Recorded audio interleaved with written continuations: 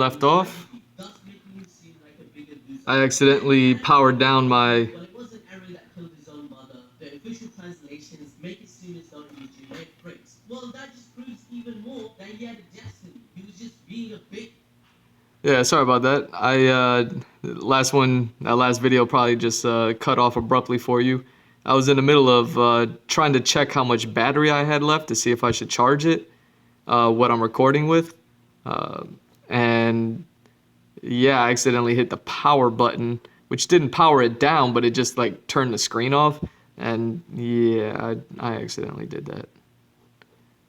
So it cut off the stream. So my bad. This is just picking up where we left off. That last video was going on 2 hours anyways, so you know, it is what it is. So I'll call that one A, and then I just titled this one B, since they're like the same stream continuous, you know what I mean? But literally, it's probably been like 5 seconds. I'm still watching that Attack on Titan video in the background. Yeah, hopefully this doesn't get me in trouble, man. And again, this is anime balls deep. They go balls deep on their videos, man. That's why I enjoy them. But yeah, they really breaking down this Attack on Titan stuff. She was controlling. Anyways, I guess what I'm trying to say is, how did Eren perfectly show all the events of his father's life and the past to Zeke in chapter 121 and 122 if he wasn't in control and he wasn't sane at the time because time was all at once? If that was the case, he shouldn't have such precision in showing certain memories to convince Grisha to give the attack titan and the bounding titan to him. Because we learned that Eren somehow convinced Grisha to do this, and he manipulated him by only showing certain memories that benefited him.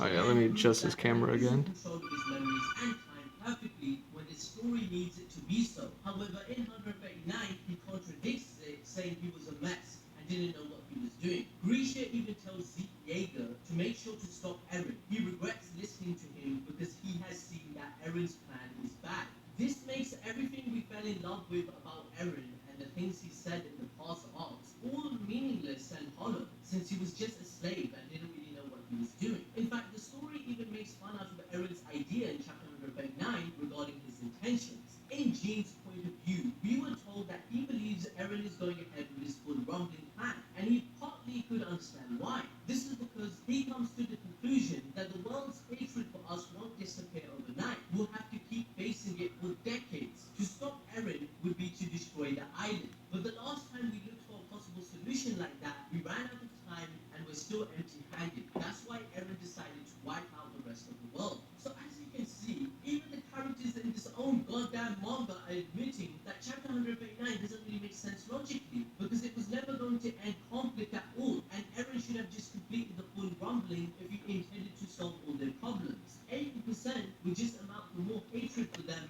as they indeed would just be the devil in their eyes. Now, whilst we're still on the topic of Zeke, let's talk about how Zeke's death stopping the rumbling does not make any sense. Both Eren and Zeke worked as catalysts for the rumbling. However, Eren freed Ymir back in the realm of the past, which again serves to regress Ymir later on. But regardless, the rumbling was what Eren wanted, but it wasn't his choice. Ymir chose to destroy the world out of her own violation. She has no need for the royal blood within Zeke, since logically speaking, at that point, Eren and Ymir was all that was needed for the rumbling. You can use the argument that Ymir wasn't free at that point because of the whole thing about her falling in love with the one who enslaved her, but you can absolutely not deny that it was definitely her choice to start the rumbling. She has the power to do something about the royal blood. This was a symbolic moment of her breaking from her chains and finally being liberated from her work. So killing Zeke should do absolutely nothing, since all he was doing was serving as a point of contact with Ymir and Eren. His job to start the rumbling was finished, and Eren got the full powers of the bounding titan, and we even saw him become the colossal. He should be able to lead the rumbling on his own. Even when he is separated from the hallucigenia in chapter 138, he turns into the colossal, a titan he would not be able to turn into without the power of the founding titan. Either he got it from the founding titan, or that's just another unexplained plot of how he gained another titan form, fam. No matter how you twist it or turn it, Zeke dying and stopping the rumbling creates plot inconsistencies or we must create headcanon to fix the writing, which points out how objectively bad it was. This revelation diluted. Now, I'm listening to this video, and I don't want to say that they're wrong, because I know nothing. They definitely know more than me. I never read the Attack on Titan manga. I just watched the show, and I didn't understand the show, which is why I started watching videos on it, so I could at least try to understand why they're not killing monsters anymore, and why are people attacking people. Like, I got confused at the whole thing. So, but I'm listening to everything, and I remember watching the videos on like the manga and how it ended and everything like that. Like, I was keeping up with it. The only thing that I'm thinking about, and it may mean nothing. Let me drink some water. What time is it? Is it going on 5 already? Shit. I'm gonna put on some coffee and I'm gonna drink some water.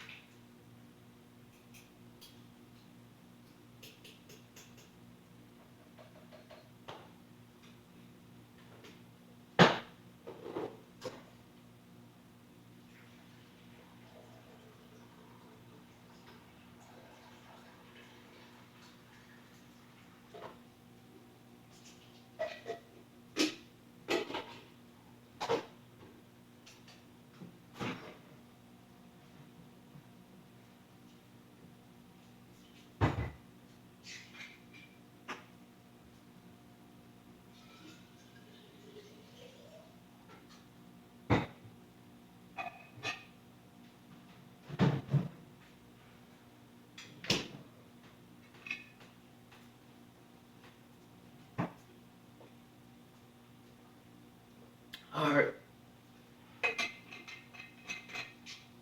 Alright, so I'm listening to this video. The only thing that I could think of, and again, may be null and void or whatever, is so there was 2 timelines in Attack on Titan that we discovered. We discovered that there was a timeline where Eren and Mikasa, and we found this out through Mikasa's perspective or something like that, where Eren and Mikasa ran away from the scouts and everything after Eren discovered that he only had 13 years to live and that he had already chewed up like 8 of them or something like that. So he only had like 5 years left to live of his life. And when him and Mikasa were having a conversation that I think they had in real life, quote unquote, where like he asks her, "What am I to you?" And she answered in one timeline or one reality, she answered, "You're my family." And that's the one where Eren does the rumbling, I believe. And then there's another timeline where she answers the question by saying, "I love you," or something like that. Basically, like "You're not my family, you're my boy toy." And they run off together. They abandon the scouts to go enjoy the last 5 years of Eren's life, where they could love each other. So it was like Mikasa gets her dream on. You know what I'm saying?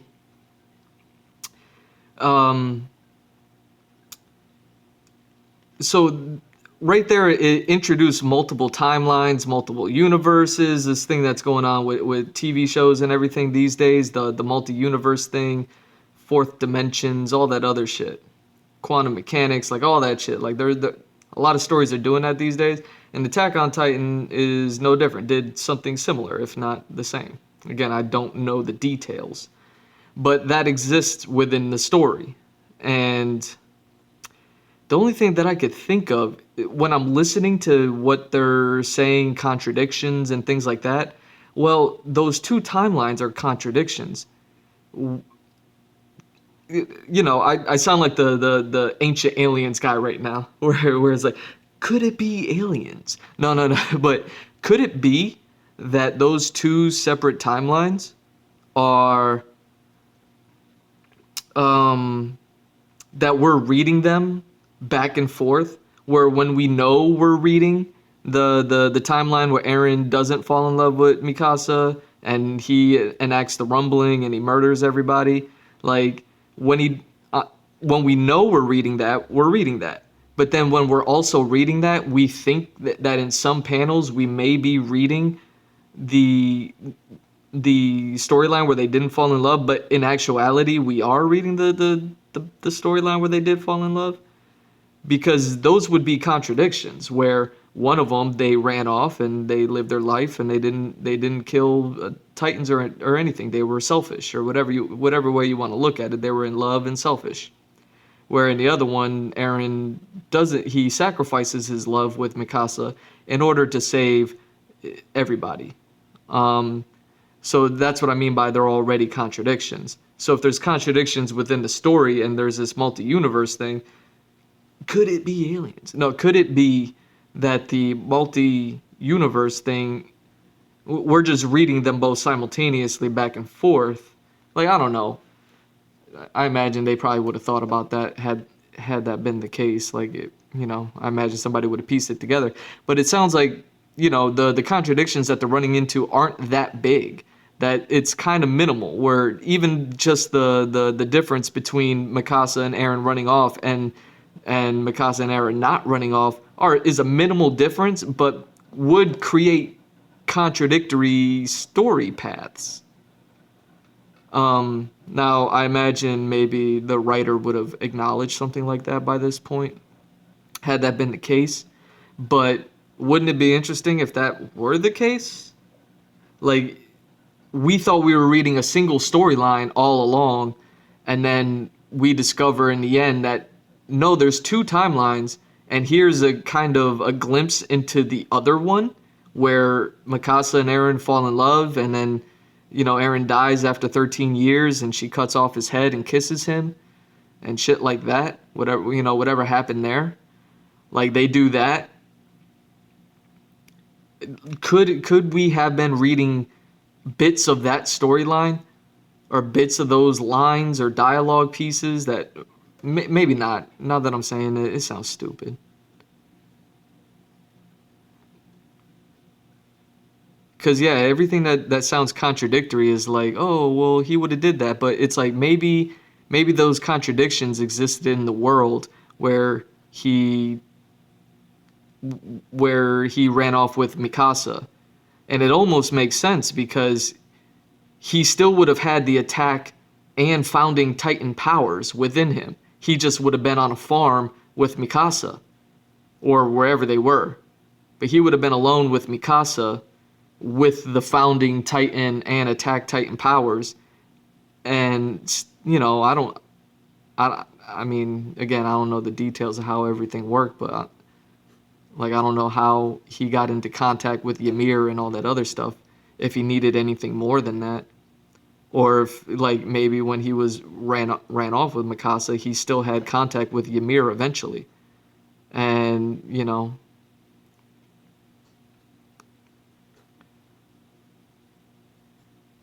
I don't know. I just think it's a bummer. Just like I hate that, how I ripped in. At least this is on a separate stream now. Where in the last stream I ripped into Falcon and Winter Soldier just a bit. I hate ripping into shows. I want them to be great. I want to enjoy them, and yeah, I don't want to point out faults. But if I find them, so could it be that I just don't want to rip into Attack on Titan too, man. Why are we killing all our babies? Come on, man. Anyways. No, because now we have to believe that Zeke was causing the rumbling this whole time and chose not to stop it. He decided not to stop it when his father Grisha apologized to him in 123 and told Zeke to stop Eren. Even if he's destined to get what he wants, in this huge touching moment that made us cry, Zeke could have sacrificed himself then and there, just like he did in chapter 137, to stop 80% of humanity dying and foiling Eren's plan. Instead, what we got, and what we have to believe, is that Zeke stopped the rumbling because Armin showed him a leaf. A leaf? A leaf. A fucking leaf. The ultimate talk no jutsu, even more powerful than Naruto. clothes just as he always does. You get what I'm trying to say, bruh? Bruh. Mikasa cross Eren.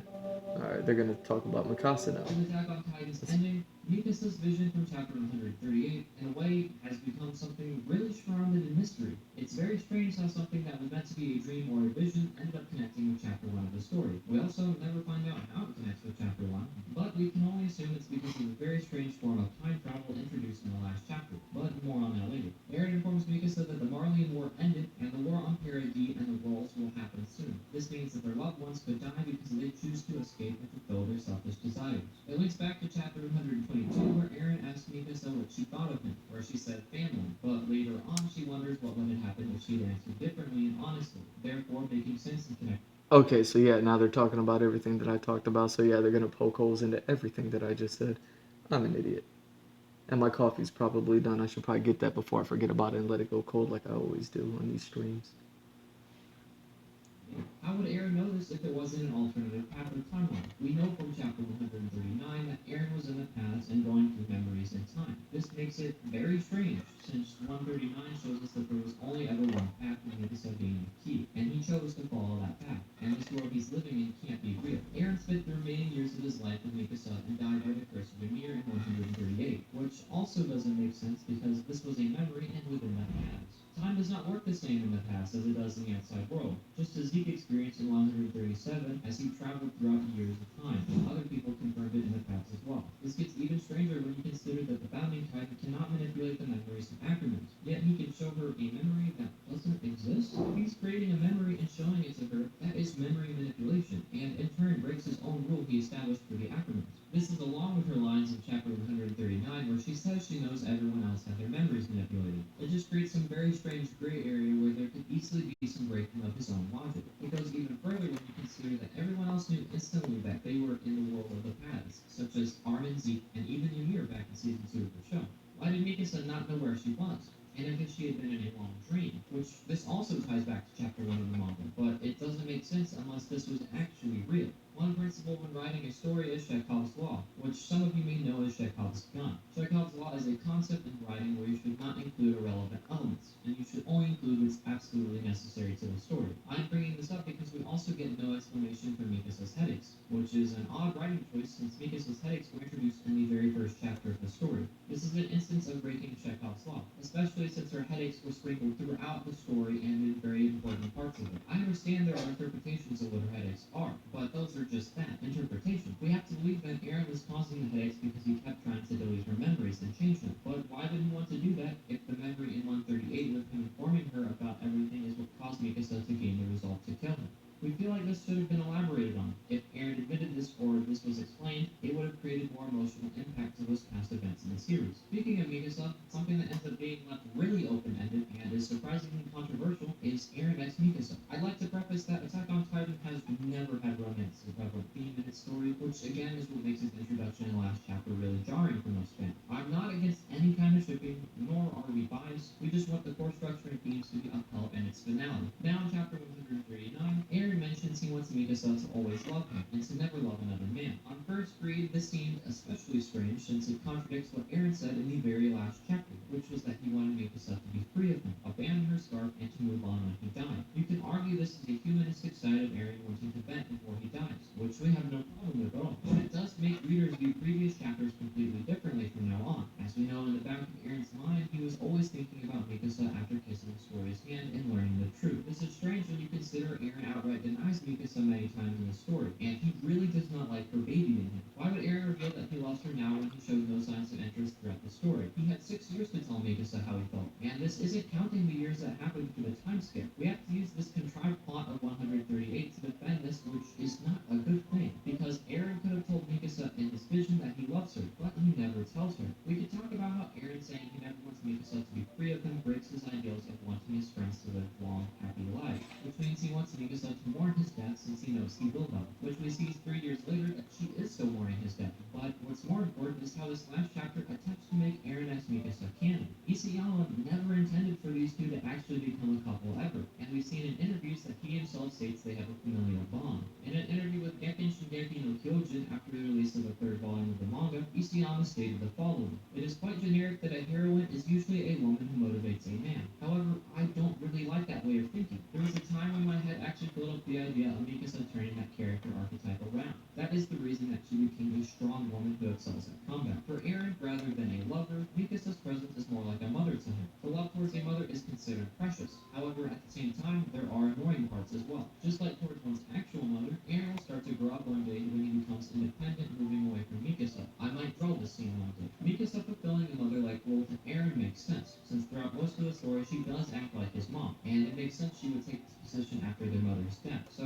why introduce them as lovers when Isayama himself contradicts his own interpretation of his own story? The two's familiar relationship can be furthered when in chapter 121, Grisha referred to Mikasa as his daughter, and in the Lost Bros manga, someone says Eren and Mikasa look just like siblings. Even in Mikasa's character description in volume 1 of the manga, Isayama wrote she loved Eren as a brother and refused to let anything get in the way of protecting her. It is with all this evidence, along with how 3/4 of the Historia subplot was written, that Eren x Mikasa was not the original intention of Isayama, the creator of Attack on Titan. However, we would like to say Mikasa killing Eren at the end of the story does make sense. Isayama also said in an interview with Gekken that Mikasa's growth probably involves separation from Eren. By separation, I mean she might not be able to return to that original girl that she used to be in childhood. He even goes on to say that as a male manga author, the idea of Mikasa's life only being about Eren is pitiful. The story tries to tell us that Mikasa would let go of her love for Eren when she killed him, and through his death would achieve what Ymir never could. This refers to Ymir being a slave to toxic love, since her relationship with King Fritz was never seen to be a happy one. The story ending through Eren and Mikasa is also poetic, since this story started with the two of them in chapter 1. It is with these interviews and evidence from the manga that when Mikasa continues to be attached to Eren and mourns his death 3 years later, that it does not make dramatic sense or fit in line with the story of Attack on Titan at all. You should also know that Isayama changed the original ending of the series to the one he thought would suit its newfound popularity. Since the final chapter, Kodansha has confirmed volume 34 of Attack on Titan will be released with two versions, one with the current ending and one with a new chapter 138 and new chapter 139. What I think this all means is that Isayama decided to make Eren x Mikasa canon with the ending to make the shippers happy, since this ship was one of the most popular in the fandom. Isayama has been noted to read the subreddits and Twitter threads for his series, so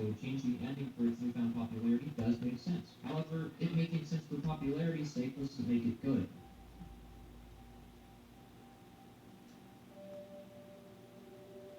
One plot device I know every fan of Attack on Titan can agree is questionable and objectively bad writing is Ymir Fritz's character. The flaws she brought to the entire story with the revelations from chapter 139 are pretty obvious. Ymir's conclusion came so out of left field that we're literally breaking our necks for it to make cohesive sense, especially with how much emphasis the manga gave her in multiple important chapters that shaped the skeleton of the story. For example, looking back at chapters 119 through 135, the relationship between Ymir and Eren was highlighted to be an important foreshadowing, especially since the titles of chapter 1 and chapter 122 were complementary. I mean, it's not even the visual imagery or dialogue now, guys, it's even the chapter titles that indicate connections spanning over 2,000 years. The one chapter we received Ymir's backstory in chapter 122, the entirety of her story is about suffering under abuse, having no free will due to slavery, and being forced into things which ripple 2,000 years later to the past we love. There is nothing to help support the notion within chapter 139 that Ymir is in love with King Fritz. This twist left a bitter taste in everybody's mouth. I mean, when you first read chapter 139, you see Eren stating Ymir was in love with Karl Fritz. Now, when I saw the name Karl, I was like, wait, what? Karl Fritz, the 145th king, and the dude that made the vow? That makes no sense. Then I realized, oh shit, let me read this again. Oh, the ancient king from 2,000 years ago. His name was Karl Fritz too, before we just knew him as King Fritz. What's the point of Isayama even doing that? I don't get it. Why did he do that? It caused confusion for no reason. I know that's a nitpick, but I just wanted to mention that.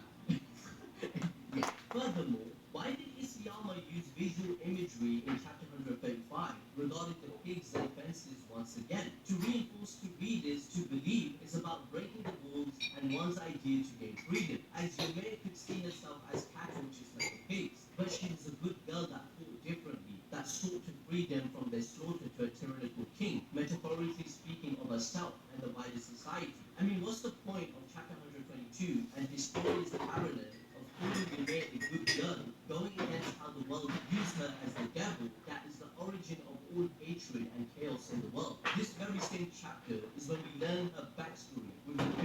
obligation to believe his story as well. It's beyond the storytelling. We saw Historia break the Reese curse, which made Aaron realize that this is what he needs to do. This is why Aaron stated, she's the girl. Alright, I'm back.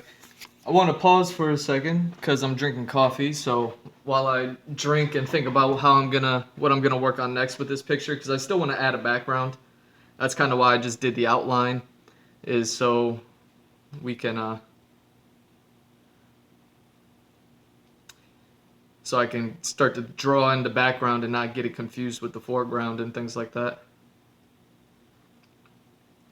But now, what I'm thinking about with Attack on Titan, now that they've talked about Mikasa and Eren, and they're talking about King Fritz and Ymir, and again, I don't know nothing. You know, I just be thinking things. I'm a thinking guy. That's all I do is I think stuff, and then I act upon those thoughts. It's very impulsive. But when I think about something for a long enough time, it ceases to become impulsive, and then it begins to actually be formulated into something grandiose. Like this story, it was impulsive of me to quit my job and start working on it, but it's also something I've been thinking about for like 15 years now. And it took me 10 years of thinking about it before I actually sat down and started writing about it. And now that I've did all the thinking and all the writing, now I can impulsively just kind of pick up a pencil and start drawing it because all of the thoughts have gone. That's what I mean by I'm just a thinking guy. But, you know, you think about things enough. You know, you do your time, you do your due diligence. So just and so I don't know too much about Attack on Titan other than what I watch. And, you know, Anime Balls Deep probably is like 25% of everything I know about Attack on Titan. So I'm just pulling from the source that we're listening to right now. But there was a point when I believe they may have been drawing parallels between Eren and Mikasa and Ymir and King Fritz and their relationships and how maybe it was going to be how Ymir became Ymir by being enslaved by Karl Fritz through the power of love, or however they're explaining it. And then they started talking about Mikasa being, you know, more or less, quote unquote, enslaved Eren through the power of love. You got a parallel there. So the world that they live in, you know, with the walls and on Paradise, and they're on an island and they're called devils. The world that they live in is all due to the fact of Ymir being enslaved to Karl Fritz through the power of love. At least that's how it's told. I don't, you know, maybe something got lost in translation. I don't know. But I always thought to myself, because, you know, everybody, they don't want Attack on Titan to end. You know, we never want the good things to end, but whatever. Like, shit's got to end sometime. I'm a fan of 26 episode things. Give me Cowboy Bebop. Give me Samurai Champloo. Give me Space Dandy. You know, give me Carol and Tuesday. I think you know what I'm trying to say there. But 26 episodes is enough. Give me greatness and then let it end. I don't care when shows end. I actually care more when they go on for far too long. So, you know, I was thinking about how people want, like, oh, we want the live action Attack on Titan. We already got one rendition of that, but, you know, people don't like to count that. It wasn't all that great. So people want to see the real deal Holyfield of live action Attack on Titan. I thought to myself, I was like, well, it'd be dumb,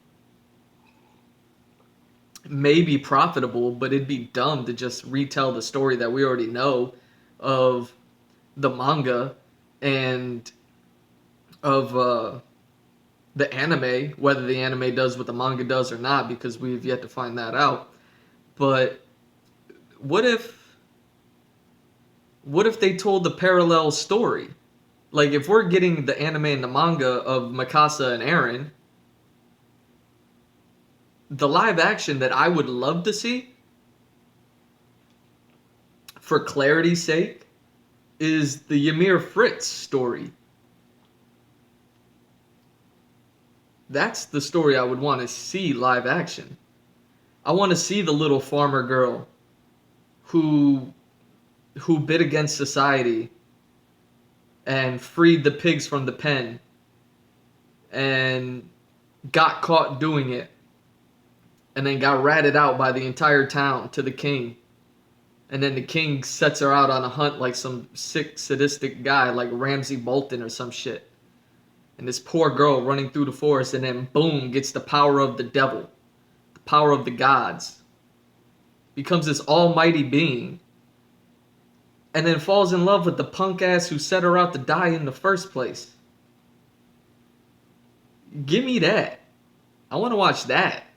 That sounds interesting. You still get the Titans, you still get a Transformer, you still get the giants and the kaiju, you still get the society aspect, and then you get this sick and twisted love story like on some Shakespeare shit. Like, yeah, man. That's the shit I want to see. But yeah, they pull in parallels and stuff like that. And I always thought like that would be an interesting story to see. So if it didn't have to end, if it ends with Eren and Mikasa, like fine. But if we didn't want it to end and we had to show something else, why not just kind of pull from what little we know? It's very similar. Let me make sure I don't lose this. Okay. It's very similar to what I say about Cowboy Bebop. How if we're gonna get a live action, I don't need a retelling of the anime. The anime is perfection. You don't fuck with perfection. I'm sorry, you just don't. I don't care how perfect it is. I don't care how much money you can make. You just don't. It's already perfect. Build upon it. You have a foundation. Look at physics. Look at any architecture. Look at structure. You have a good foundation. You could build anything on top of it. So build on it. If we ever get a live action Cowboy Bebop, I wouldn't want to see Spike and Jet bounty hunting. I wouldn't. If I want to see that, I'll rewatch the anime for the 50th time. I watched it 100 times, and then I bought the series, and I watched it 100 more times. I own that shit digitally and on CD. Like, I fucking love Cowboy Bebop. I watched it 1,000,000 times. I don't need to see it any more than how I already have. And if I want to rewatch it, I'll rewatch it that way. But if we get a live action, because everybody's been screaming for a live action for 20 years now, if we get it, give me the story of Spike. Give me Spike's story. Give me that story that we barely kind of know about between him and Vicious and Julia and the Red Dragon. Give me that story. Give me the story of the street kid who hooks up with this gangster kid and they do some gangster shit together. And then in comes a girl, and then shit goes down. And then at the end of it, you know, Spike leaves the gangster shit behind. Julia's missing. We don't know. We assume she was dead until she popped up, and it's like, oh shit, she ain't dead. Vicious is around. With, he's basically a demon just hunting Spike. Kind of like on some Akuma and Ryu shit. Except they're brothers and not more like father-son, but they're more like brothers. Like Akuma and Ryu kind of almost have like a father-son thing, while Vicious and Spike kind of have more of a brotherly thing. You know, I love shit like that. Give me that story because we got only glimpses of that. That's what I want to see. If you got to give me a live action, give me that. I want to see fucking Red Dragon gangsta shit in outer space. Give me Casino in outer space. Give me The Irishman in outer space with a younger cast.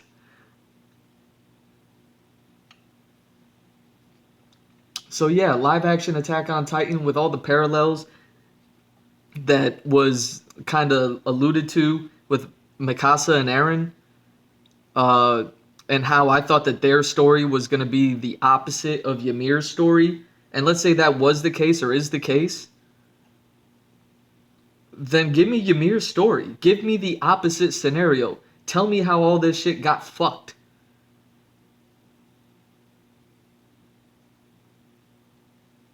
Yeah.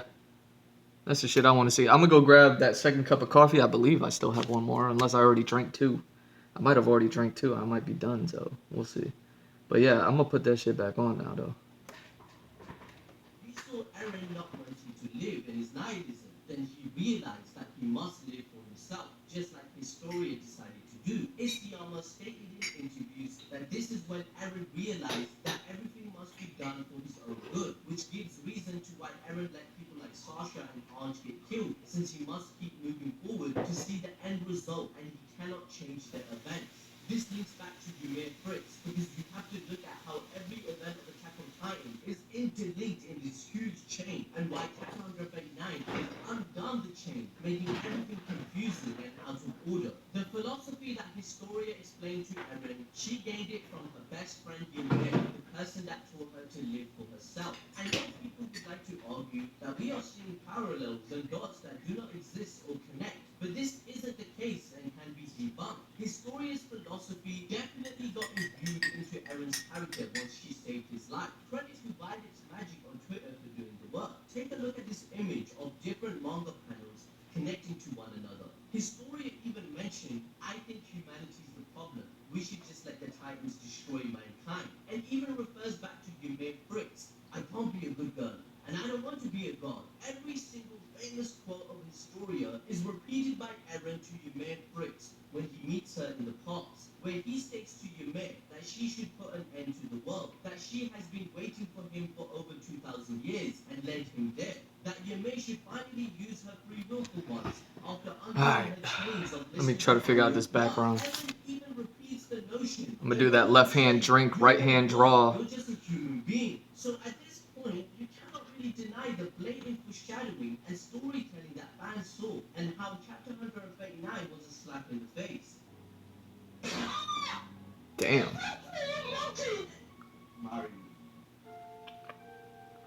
Now, during chapters 119 to 122, we are given the backstory of Ymir, right? Whilst alive, we learned Ymir was raped, used, and cannibalized by King Fritz to his selfish desire in expanding the Elgin Empire for power and wealth. We are led to believe Ymir was mentally and physically abused to the point where the mentality of a slave was ingrained in her. This would have made sense why she stayed in the past and obeyed the will of the royal family. If Ymir was in love, then she should not have chosen death when she got spared by a traitor to save King Fritz. Even the king himself admits that the wound she suffered is not bad enough to kill her. However, she does end up dying, and we all saw this as a tragic gateway of freedom from her misery. Think about it, you have to question yourself and ask, how did Ymir Fritz lose the will to live and die by despair if it wasn't for oppression and the theme of wanting freedom? If Ymir was in love with King Fritz, why didn't she continue to serve him? We were told that the healing factor of Titans is linked to the will to live. This is a fact. So how did she lose the will to live if she actually loved him? That's an oxymoron and therefore objectively bad writing. Why would Ymir decide to die and go to the past and enslave the world for 2,000 years just to listen to him? In fact, we see her doing it again with Zeke Yeager in chapter 122. She was almost about to listen to Zeke's euthanization plan until Eren broke the chains literally, metaphorically, and symbolically to stop it. So now, do we have to believe that this scene was done for cheap dramatization? Oh my god, bruh! So wouldn't it make more sense that she lost the will to live because she was fed Oh, sorry, you can't see what I'm drawing. God damn it. Child brainwashed and afraid, so she couldn't let go of the chains until Eren came and freed her by understanding her heart. This is then highlighted when Eren Wonder says if I that should she zoom isn't this camera God out. and just a human. Ymir Fritz is a plot device. Because I will be working on this for maybe 2 or 3 streams. She was someone that was used to move the plot forward and represent the cruelty of power held in the wrong hands and the oppression that it causes. Eren was meant to juxtapose King Fritz, not be his representation. Ymir is a walking pothole and hypocrite because she goes against everything she was meant to represent. She, in the end, is indeed the devil instead of the victim. She forced Eren to do the rumbling in hindsight and forced Mikasa to make a decision to kill him. She enslaved the world for 2,000 years due to something unexplainable and what 99% of the fandom cannot even relate to or sympathize with. Instead of the other theme regarding freedom and going against oppression and racism, which 99.9% of the fandom, no, not even 99.9%, 100% of the fandom can sympathize with and defend. So thank you to KDoll1091 from Reddit for this thread. He puts it pretty well. It is absurd for Eren to suggest to Ymir and readers, did you leave me here to tell me how you have been waiting 2,000 years for Mikasa? If he meant so, then he shouldn't have said it ends now in that very same chapter, because it hadn't ended yet at that moment without Mikasa. Also, if Mikasa and the agony of love were the key overall, Eren should not have mentioned you're no slave, you're no god, because none of these mattered for the concept of obsession and love. Another point I want you to understand is, why is Eren parasailing Historia's words where she stated the same thing to Eren in his nihilism and lowest point of his life where he wanted to die? This is how Ymir Fritz felt 2,000 years ago. Alright, I backed it up a little bit so we can see a little bit more of the picture. So hopefully this helps see a little bit more of what's happening. So, no, fans are not connecting dots that do not exist when there are clear parallels in everything that is being unfolded. Why would Eren speak the exact same words as Historia did if it wasn't for the thematic nuance of Eren being the only one able to understand Ymir's suffering, and so she waited 2,000 years for him to arrive and undo the chains. That's why she stopped listening to Royal Blood and didn't listen to Zeke Yeager. In fact, Because nobody loved Zeke Yeager. Mikasa loved Eren. They had the power of love. And it was the opposite of Ymir's fucked up love. They had that real good shit that Ymir wanted. And she said, I need that kind of love, energy in my life so I can go ahead and I could fix all this craziness that's happening in this world, all thanks to my fucked up love. Alright, I'm done. Let me. upon by the creator of Attack on Titan himself, and he reaffirmed the beliefs of fans in regards of his storytelling. Isayama stated in the interview that when Eren realized that he had his destined path because of his father, at that point he could no longer lie to himself or anyone else, and thus felt, I shouldn't be living in this world. And that was pretty much his situation. However, it was Historia, when she ended the curse of Reese, he decided that he must do the same. Everything must be done for his own good. And when you think about things this way, it's easier to understand Eren. So even the creator himself is telling his readers that Eren is a selfish person. He's listening to Historia, and she's the one that saved him. He's embodying her character and her philosophy. I just don't understand how people can try to say to fans that are upset, you're connecting something that doesn't exist. Then why is Isayama lying to his own fans in interviews? That doesn't make sense. Why is he telling us to think in a certain manner of the story? So as you can see, the author of Attack on Titan is stating that Eren realized everything that must be done for his own good, not for the sake of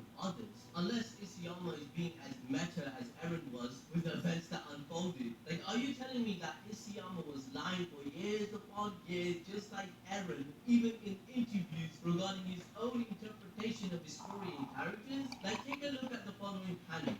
You clearly see that Eren believes Ymir has been waiting for him, not Mikasa. It is made clear to the readers that Eren is the one that understands Ymir's heart, whilst Zeke did not. In chapter 137, it even reminds us of this, where Zeke mentioned that even hundreds and hundreds and hundreds of years he spent in the past, he still couldn't figure out Ymir's desire, whilst Eren could understand something he could not.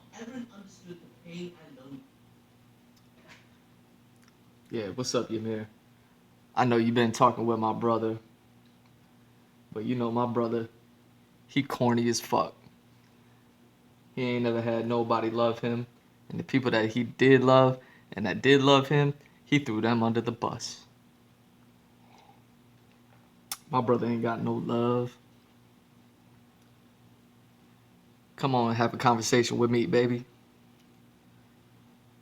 I'll teach you everything about the birds and the bees. I'll let you know how it goes down. Just lend me your ear for a second. Cause that man over there, all tied up to the sand and shit, not even doing nothing. He ain't never did nothing. He ain't gonna do nothing. But let me break it down for you. See, cause I got love on my side. You know that badass girl Mikasa? That's me Casa. Let me stop. So that was a slave, as he himself felt that way in his nihilism, but he kept pushing forward for freedom. When Eren says it ends now, he is referring to Ymir's exploitation and suffering by the Eldian Empire. She was forced to create titans to fuel their conquest. We then come to understand that Ymir goes along with the rumbling because of Eren's speech, giving her the liberation and love, something she seeked her whole life. Eren finally embraced her, and she makes a distressed expression just like him when he kissed Historia's hand. Ymir has been told that she is free to unleash her suffering upon the world that wronged her, instead of following the notion of the royal bloodline. I mean, why is she about... Oh my god, Eren, when you kissed Historia's hand, I just knew that you had what it takes to bring this chapter to a close. All this hatred that's happened for 2,000 years, 2,000 motherfucking years, 2,000 years, it can all wash away with your kiss. Like, you damn right. Cause I denied Mikasa that shit, and I just been holding back. When I kissed Historia's hand, that was just me letting the whole world know I got love on my side. And love is what's gonna conquer the past 2,000 years of hate and war and battle and racism. We gonna fix all this shit, baby, with the power of my kiss. Stupid. Same chapter. If she knew the plan all along revealed in chapter number 39, which was Mikasa being chosen by her and Eren was on the destined path. This doesn't make any objective sense other than the fact for dramatization, which is cheap. Ymir's second desire made painfully obvious to the readers. Not only does she want to be free from her chains, but she wants love and to experience a human connection. This explains why she stayed in the past, to try to form such a connection with all her descendants, waiting for one of them to come and save her whilst understanding her heart, which was Eren. Thus the whole notion of chapter 1's title connecting to 122. Armin theorized this himself in chapter 137, stating, I think it's because the founder Ymir wants to be connected. This would explain why Ymir cried at Eren's speech whilst he embraced her, as this was finally achieved and someone understood her suffering. Why would Ymir cry at Eren's embracing speech if she was in love with Karl Fritz the whole time? She should be happy that Eren has kept moving forward to be a sacrificial lamb and her fetish to be fulfilled. Oh my god, I couldn't believe Eren. I've been so blind for so long. You know, when that man sent all those huntsmen to come kill me and they was shooting their bone arrows at me and crossbows and shit, I thought that was love. When he cheated on me with all them other women and had all them other babies and families and shit, and the only time he ever talked to me was when he needed to get some shit done to do his conquering shit, and he called on me, I thought that was love. But he ignored me all the other times and treated me like shit, and I never got out these rags. That's why I still wear these rags for 2,000 years in this bullshit world with this tree and shit. He ain't never gave me a crown, or a ring, or a necklace. He ain't give me shit. I can't believe I thought that was love.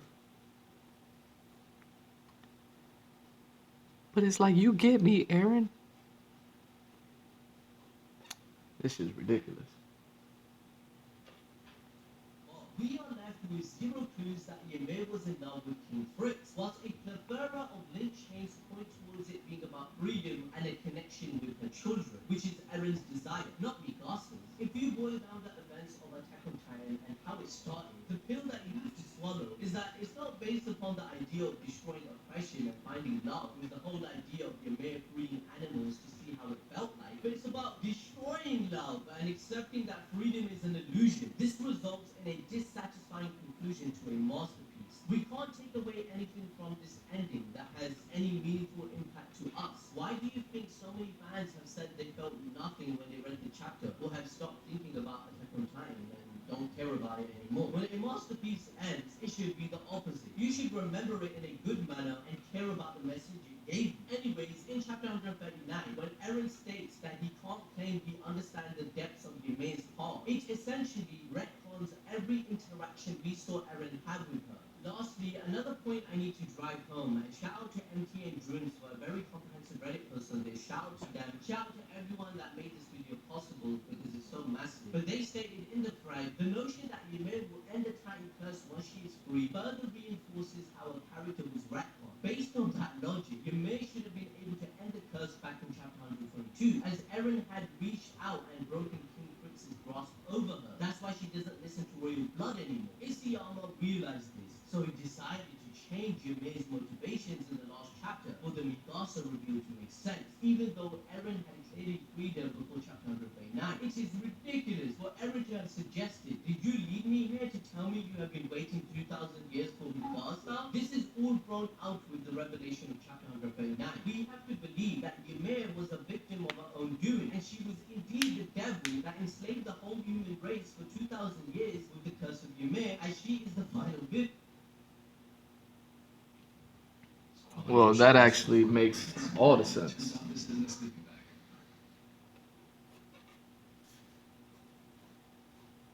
Force Eren to be on the path he did, and force Mikasa to kill her lover for her own selfish satisfaction to let go of her love. Also, I know people are going to have defense for her saying that she has Stockholm Syndrome, but this just isn't the case. We cannot use this as an excuse to defend how Ymir was in love with the king. With Stockholm Syndrome, hostages or abuse victims may come to sympathize with their captors. This is the opposite of the fear, terror, and disdain that may be expected from the victims in this situation. Ymir never showed happiness or sympathy for the king in any given situation he was shown. King Fritz never treated her well for her to gain Stockholm Syndrome. He treated her like shit. In actuality, he showed fear and disconnect from herself, like a turtle hiding in its Treated her shell. like Ymir was shit. never a hostage or captive either. She had godlike powers that let her conquer the world. She could have easily killed him at any point of time by squishing him. It was not Stockholm Syndrome, guys. You need to research what that means, bruh. Also, speaking of the hallucinogen, what even is this thing? We are introduced to it again in chapter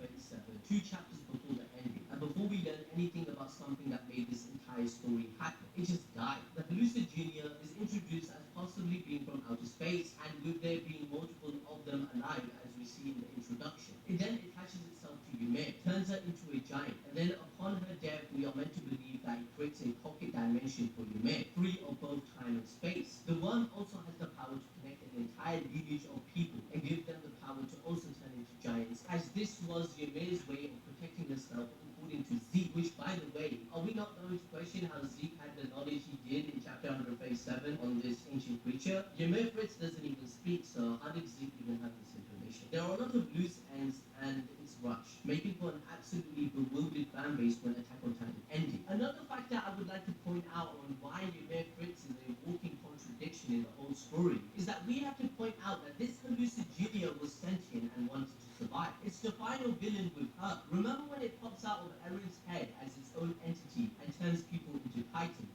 This at first makes it appear as if getting out of Eren was the entire goal so they could kill it, since it's very clear that it wants to go back to him, right? However, we never really know for sure. All we know is that it has a mind of its own and it survives a nuclear explosion, but it dies off screen when Eren died. We believe that the worm was the curse, and that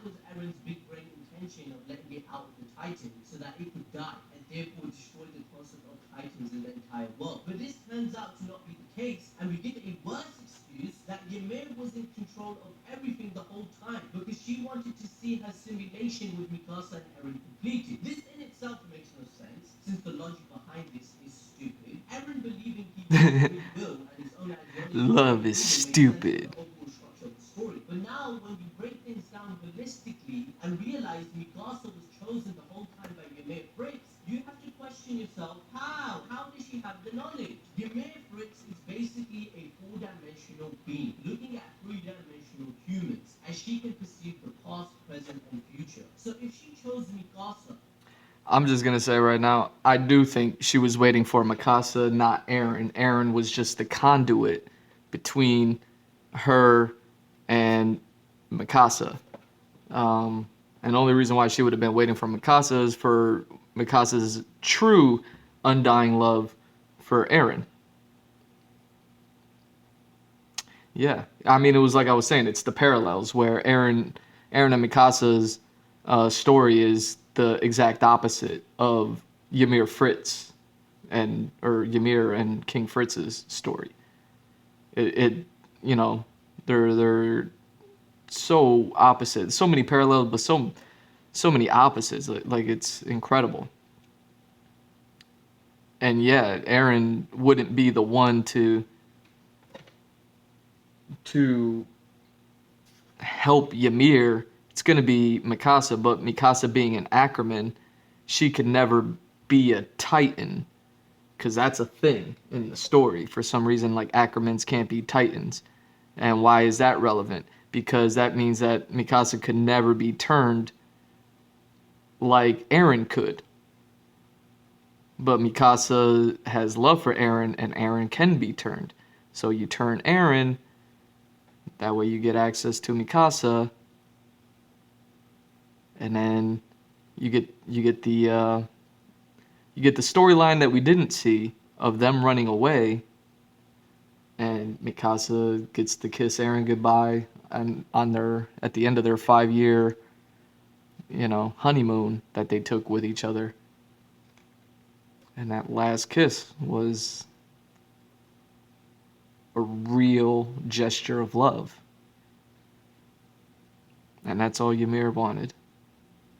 She needed love to conquer the devil.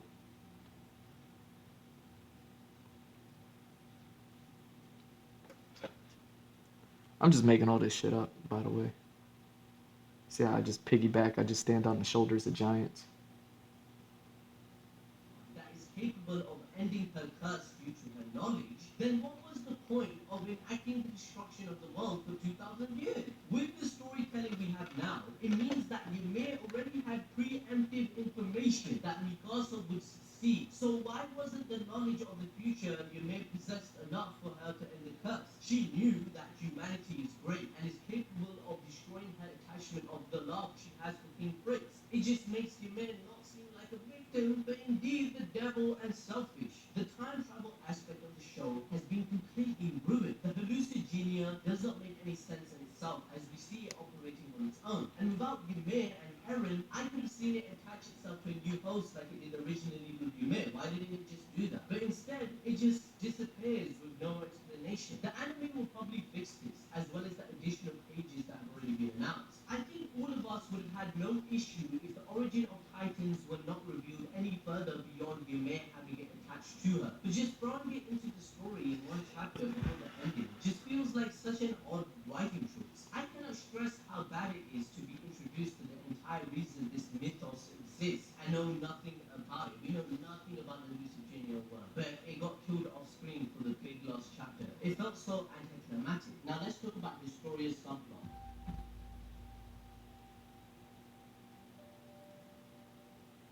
Proceedings and Historia's baby subplot gets shown in a very minor fashion and kept very purposely ambiguous, like it's some kind of giant secret. There have been many mentions and nods to Historia and Eren becoming a couple throughout the series. There were some panels used throughout, like this one for example, where Eren is showing emotion being in Historia's company and they practically have mutual interest and wanting to be around each other. As they confess, they feel normal and happy when they do. We later see Historia and Eren having a conversation shown in chapter 130, where Historia comes to terms with being turned into a Titan. She'd be turned into a Titan due to Zeke arriving in the near future to Parrot D, and they have Historia inherit his beast Titan so she can help activate the founding Titan. Eren is shown to be against this, as he says they need to fight against the military police to avoid this fate occurs, but Historia says that there is no other way. She tells them that since they defended her and saved her back around the time when she first became queen, and she had the worst girl in the world moment, that was enough for her, and that she is content with this happening to her. Aaron explains that this might be fine for her, but it's not fine for him. He tells her about this plan of his for the rumbling, which was mentioned earlier in the video. The part where she tells him that the entire world isn't their enemy, and that he says that they are. He tells her that her sacrifice of becoming a titan is not necessary since he plans to go through a full rumble,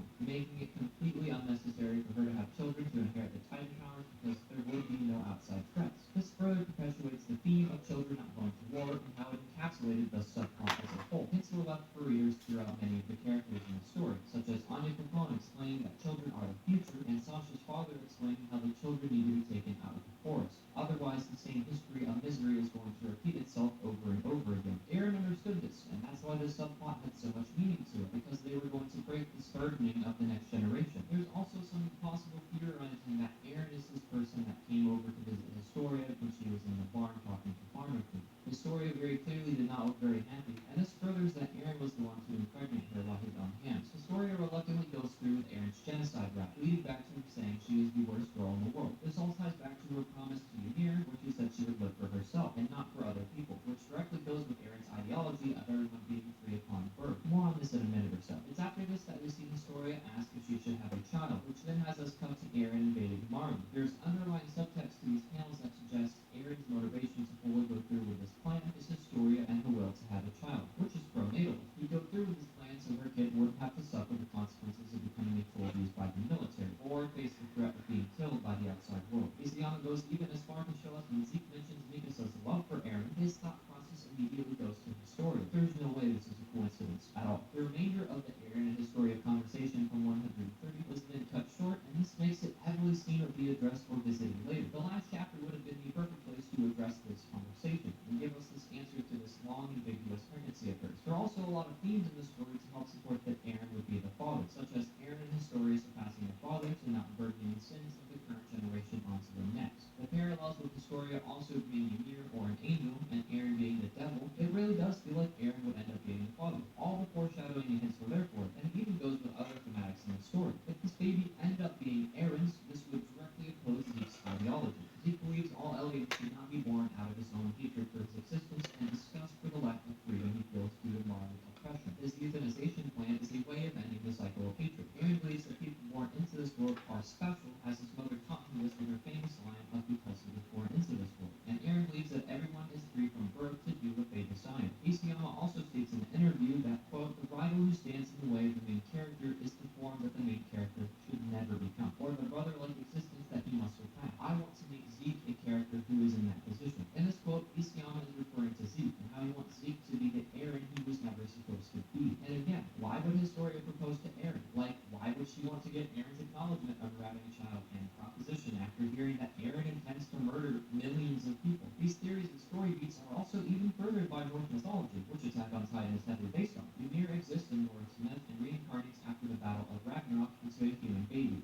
This Battle of Ragnarok is actually a very big parallel to the Rumbling, and so with this logic and the foreshadowing given between Aaron, who has the founder, and Historia, who has royal blood, it looks like Ymir would reincarnate, especially since the past disappeared and all the Eldians move on. All the evidence points to the father being Aaron Yeager, since it follows themes, motivations, and key details that are sprinkled throughout the story. This would also make Historia's character have some relevance and purpose besides her randomly being sidelined for like 30 chapters, and will make the infamous panel that was supposed to be the last saying, "You are free," make so much sense, since the next generation of people, his child, would be free. It is why with all this evidence that Aaron loving Mikasa and Historia's subplot not mattering at all, that this makes no sense. We are never revealed who the father of this child is, and we never know if this is Ymir's reincarnation or not. All of these themes, subtextual scenes, and evidence are completely thrown out the window and entirely ignored in chapter 139. I mean, why would Historia lie about the due date of the birth of her child otherwise? She lied to Levi and all the others. Originally, we thought it was because she needed to,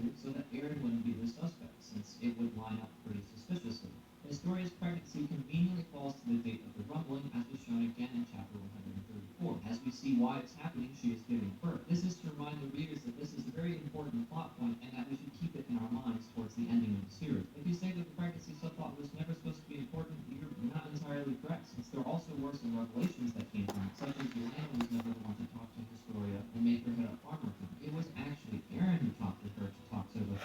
Instead, all of this leads up to a farmer being royal pussy for throwing rocks at her kid, and the story is usually upset in every panel with him in the current day. Like, just look at her face when her pregnancy is introduced. It's hard to believe that Historia married the farmer out of love rather than objectively based, which goes against her surpassing her selfish mother and her selfish father. To take all these events as a red herring is really disappointing. Historia as a character ends up being completely irrelevant after becoming queen in season 3. This is extremely ironic in itself, as Isayama noted in interviews that she was one of his favorite characters. Some people may call us delusional, but why was Historia's baby one of the biggest points of discussion in the community almost everywhere? I mean, look at the video on Historia's child on this channel. It almost has 500,000 views. Everyone wanted to know who the father is. The disappointment does not stem from the fact that Eren X's Historia doesn't happen, but rather that nothing happens at all and Historia's character is sidelined after becoming queen. She is not really relevant at all in the last half of the story or for the last 30 chapters.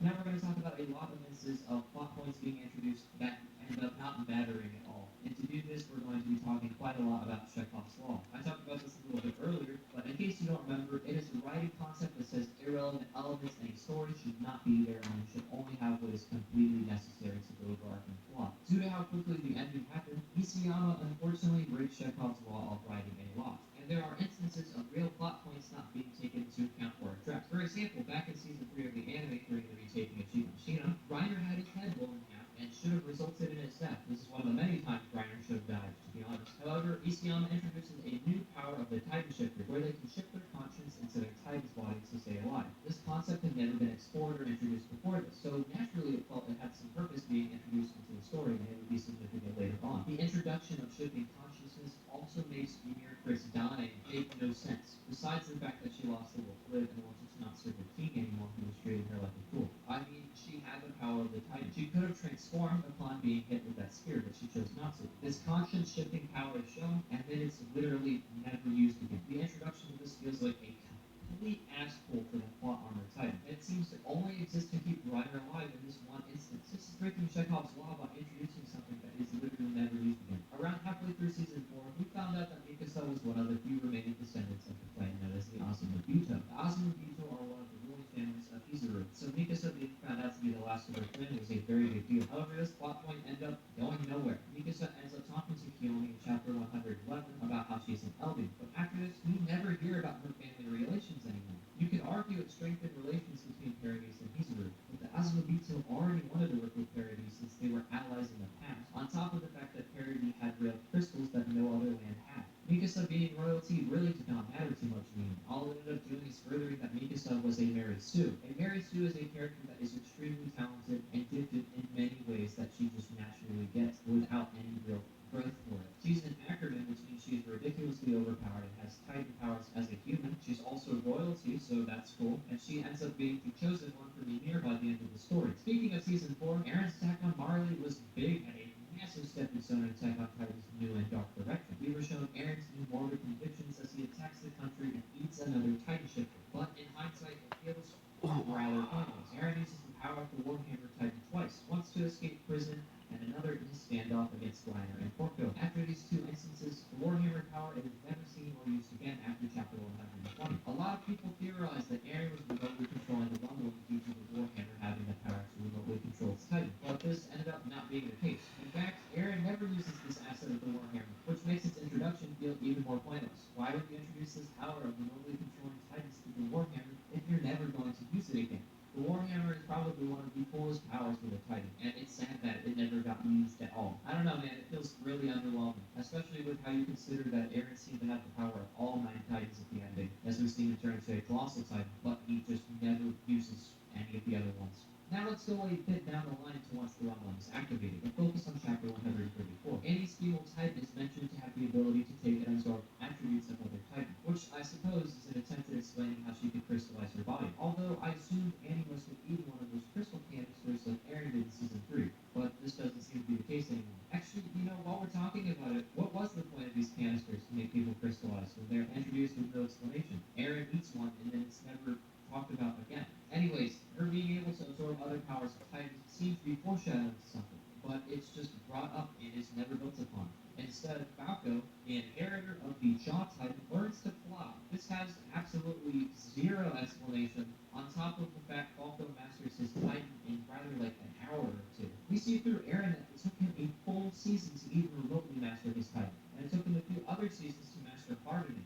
It's because of Eren's strong will that he masters the power of his Titan. And as we see in Marley, he can transform into the Attack Titan 4 times, more than most people could. Falco masters his John Titan with no training, and he can suddenly turn into a flying Titan. I understand they try to suggest he can do this due to Zeke's spinal fluid, but that doesn't really help it make much sense. No shifter should be able to have two full abilities of very different Titans. With Annie, she was able to have small properties of other Titans, or apparently she is anyways. They don't really elaborate on the qualities that she gained through being able to absorb other Titan power. Falco has the power of the Jaw Titan, and he seems to have the full power of the Beast Titan, and he can fly because of it. Although Zeke is still alive, which means he should not have Beast Titan powers, Isayama does not really even attempt to explain how Falco can fly. And his Titan disappears just as suddenly as appeared due to the hallucinogen dying. Damn, they ripping it up, man. Now let's speak of the final topic, the final few pages of the finale of Attack on Titan. What happened to the world realistically after the Rumble? Now, the way that the world ends up does not make much sense. The Rumbling Titans walked over nearly everything on the planet. They destroyed forests, towns, and so many more things. We even see these Titans swimming in the ocean. It is because of this that realistically the entire rest of the world should be dead. Let me explain. The Rumbling killed 80% of the world, which means 80% of the world should be full of rotting corpses.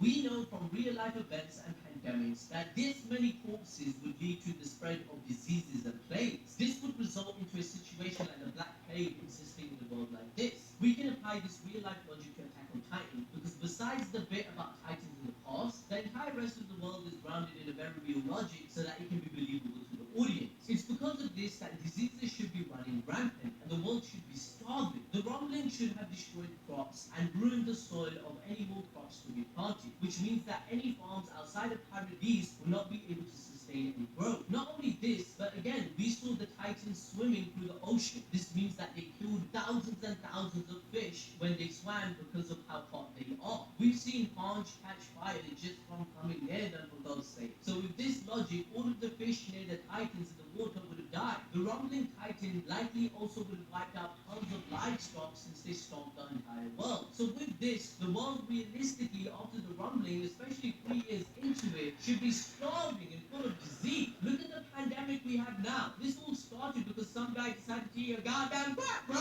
Anything can happen. The smallest of things causes a pandemic. Absolute power will always corrupt. Eren just became the new devil of history instead of human Fritz. Eren did not seek with his Zero Requiem, since the Eldians from here on out will most likely be feared and hated, just restarting the cycle of hatred that ancient Eldians started. Historia confirmed that she thinks Eren may be right, that conflict will never end. Considering how Paradise idolized Eren so much, they would likely incorporate his ideology into their lives, meaning they will continue to have war to achieve freedom. Moving on to our next point, what happened to Yelena? There is also the absence of a character in the ending of the story. Yelena became a crucial character towards the end of the manga, as she helped to connect Paradise with the rest of the world and helped them jump through time in terms of technology. She also led to Zeke and Eren connecting to activate the founding Titan, although they didn't go through with her euthanization plan. She was heavily involved in their attack against Marley and all of the military police becoming Titans. But after the rumbling, she is never seen again. This is especially strange because the character introduced as a right-hand man on Young Papan is relevant and around 3 years after the rumbling happening. But Yelena completely disappears and isn't even in the last chapter. Rico and Finch, two side characters that fulfilled their purpose, both returned in the final chapter. Not only that, but Sasha's family returns too. Hell, even all the scouts come back in the smoke of the Lucid Jr. But Yelena? She's gone! I would have liked to see what the hell happened to her after she found out Zeke died, since she worshipped him so much. But I guess we'll never know because it was rushed and the anime will cover it. Anyway guys, this was a gigantic video essay and it's now out of the way. Hopefully you guys understood our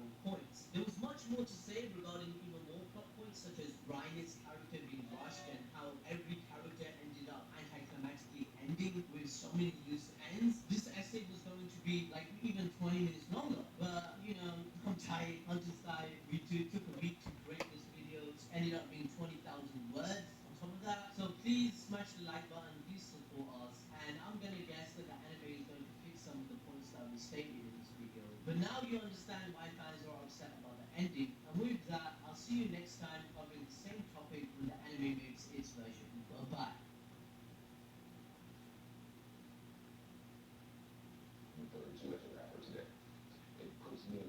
right, a Joe Budden interview. And podcasting feels different. At 23 years old, Joe Budden was on the biggest hip-hop label in the world, Def Jam, and he had just released his first Grammy-nominated hit, Pump It Up. Despite the success, he never felt valued by the music industry in the same way that he felt valued by his fans. Yeah, we got on the stage. Joe Sweet on back here. Give me $100. I ain't never bought one Joe Budden album, but I'm listening to that shit forever. Straight up, because that shit is I'm fucking impressed. That's he listens to. I can see him in real life. I'm putting money in his hand. Like Frank is this motherfucking $100. In 2016, Joe decided to leave his rap career behind. 18 years of my career in a game that I had no say-so on the rules that were being put in place. Podcasting, not so much, buddy. This is new ground. 15 years after starting his music career, he reinvented himself as the #1 podcaster on the planet, signing a multi-million-dollar deal with Spotify. And last year, Joe decided to leave Spotify and go independent for the podcast. The guard is changing, and creators have the leverage. Despite where he is today and his incredible success, the path to get there has been brutal. From addiction to shitty contracts to people undervaluing his creativity every step of the way. I invited him to San Francisco to talk about his journey and what his newfound artistic freedom feels like. Dude, the last couple weeks have been insane. The last few weeks have been amazing. It's been beautiful. Creators have so much leverage. Creators don't even know that yet. I have no idea. And moves like you made are helping creators kind of open their minds a little bit Yeah. and giving them that sense of self-worth, which is, I think, another reason why your move was such an important move, kind of for the whole community. Yes. Finally, welcome. Thank you. Thank you for having me, Jack.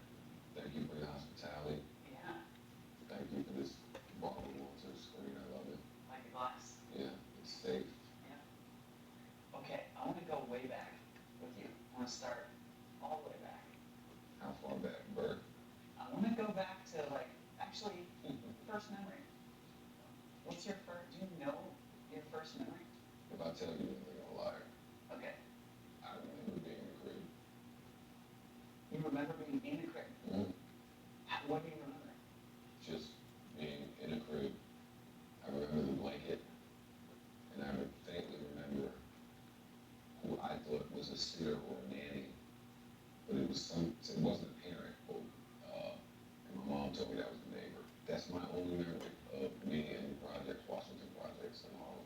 Just me in a crib. That's my earliest memory. And that's where you were born. Well, no, my mom would be really mad if I say that. I was born in Lenox Hill. Why would your mom be mad at you? Because when you say Washington projects, it's poverty. So when you say I was born in Harlem, she says no. I was middle class. You were born in Manhattan at a hospital that everybody was trying to get their child born at. And what was your school like?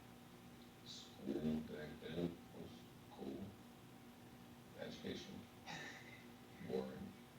Were you rapping? No. I was singing before I was rapping. I'm in the choir. I'm singing lead. Holy shit. And then 13, 14, when it was time for high school, I guess my mom may have noticed some behavior that she could be. She wanted to send me to a school in North Carolina. What were the High behavioral school. issues?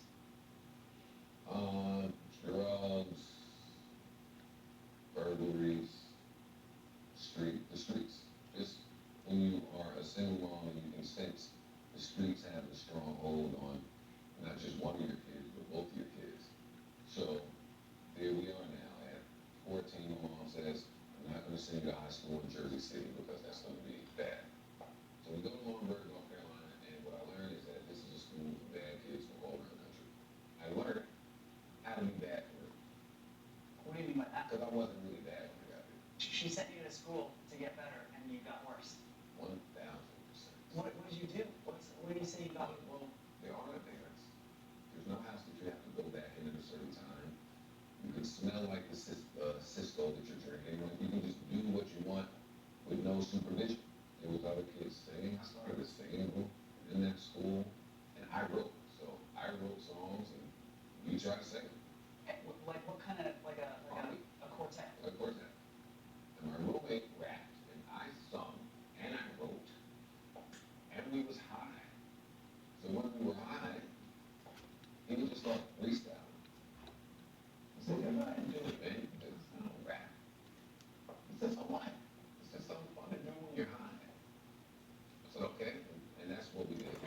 These freestyle sessions while we were high. So freshman year, naturally on Christmas, when I go back home, older kid, and my mom saw this kid. I might have been on and say, oh, I don't want to be here. I don't want to be here. I smoke cigarettes now. I was trying to leave the school. I think I robbed a gas station. I got caught. I got suspended from the school. So I went home. Did the suspension. Didn't want to go back. I went back. I think the final straw was my sophomore year. I tried to, man, I hope y'all edit this to make me sound good somehow. And this memory lane trip. Sophomore year, I tried to burn down the dorm. You tried with, you, Because I wanted to go home. I wanted to go home. I asked my mom. I begged my mom. And they didn't want to be here for me. how did you try? What did you do? Gas. I walked to the gas station. I filled up the thing with Gina gas. Go back to the dorm and Poured gas over the door and lit a match and lit the gas. tried to But you got caught or you got stopped or something? evacuate it. That was it. That was the end. You got kicked out. Yeah, they sent me out. They said, That was it.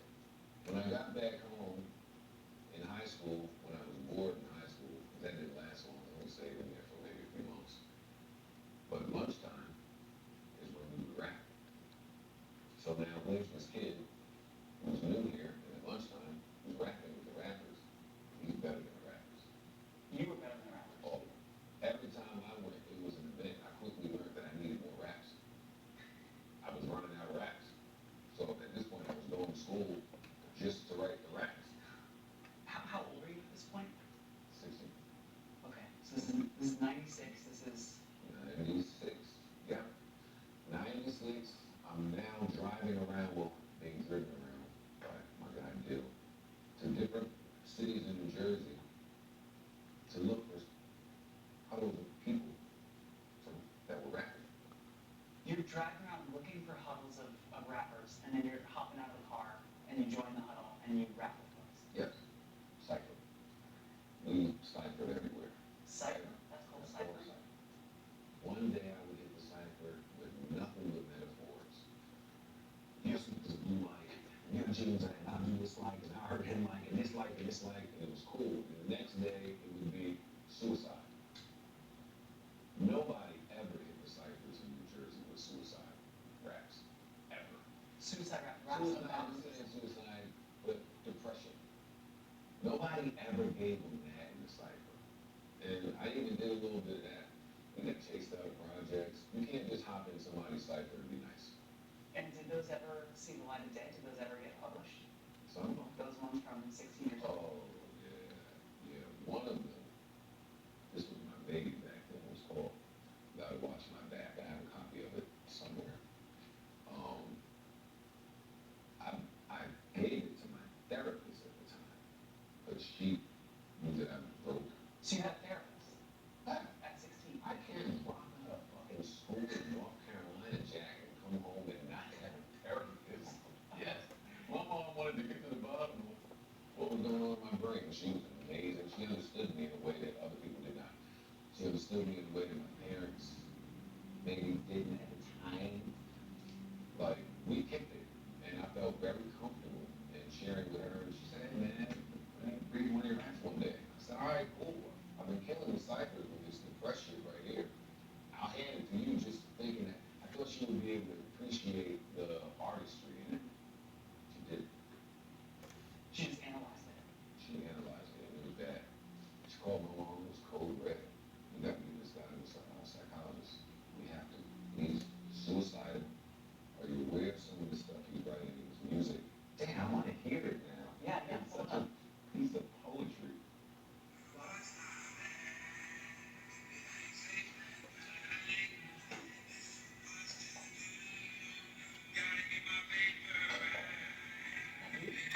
Gotta get my paper right. Hey,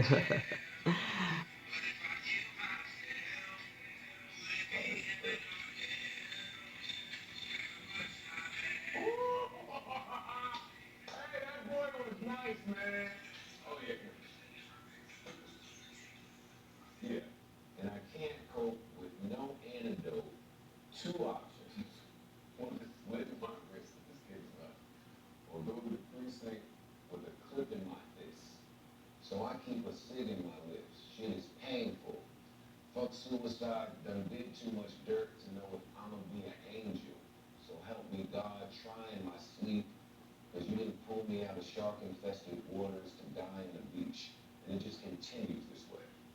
So just, if you're a therapist and you're hearing this, and you're familiar with this kid's story, because you've been talking to him for a few years, you had to send him to the psychiatrist.